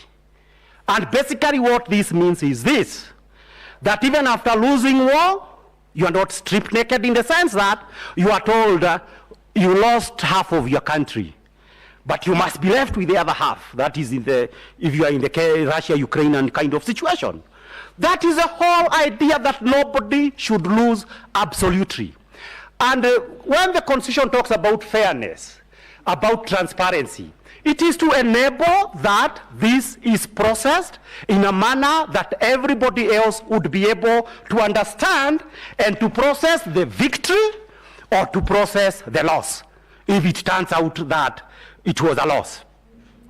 Now we go to the issue number 4. I wish I could say more. I'm just trying to watch myself. Stage number 4, the final issue is the Supreme Court issue.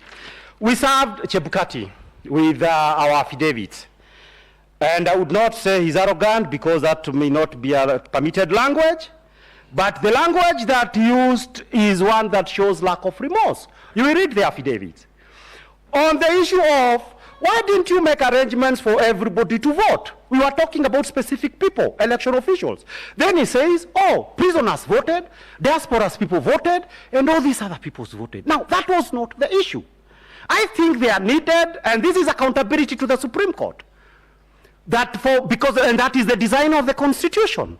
That now that a violation has been committed, what do you have to tell the court about it? You could not even say it was an oversight. The next one I will recommend to the next chair to ensure it is done. There was no such thing. Then we go to the next issue. In our affidavit, the third petitioner says, I was disturbed about the events of 15th, because in the morning of 15th at around 7:30 a.m., I was shown some text that seemed to show the results that now are being announced later. Why was it disturbed?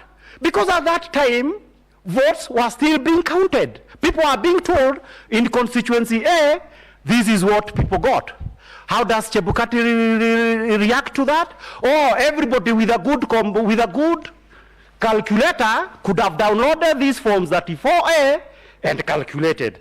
Now, Kenya is a country with extremely low digital literacy. To say, and when such a thing that would cause concern, that there was a problem, and you say this information was readily available, leaves a lot to be desired on the part of a public officer. I start with finishing with the issue of legitimacy. It is important that winners should have legitimacy. And it is also important that the losers also should be treated with dignity. When we read the affidavit of Honorable William Ruto, he says, oh, so many people, why are you pretending that you are acting for all Kenyans? So many people agree with my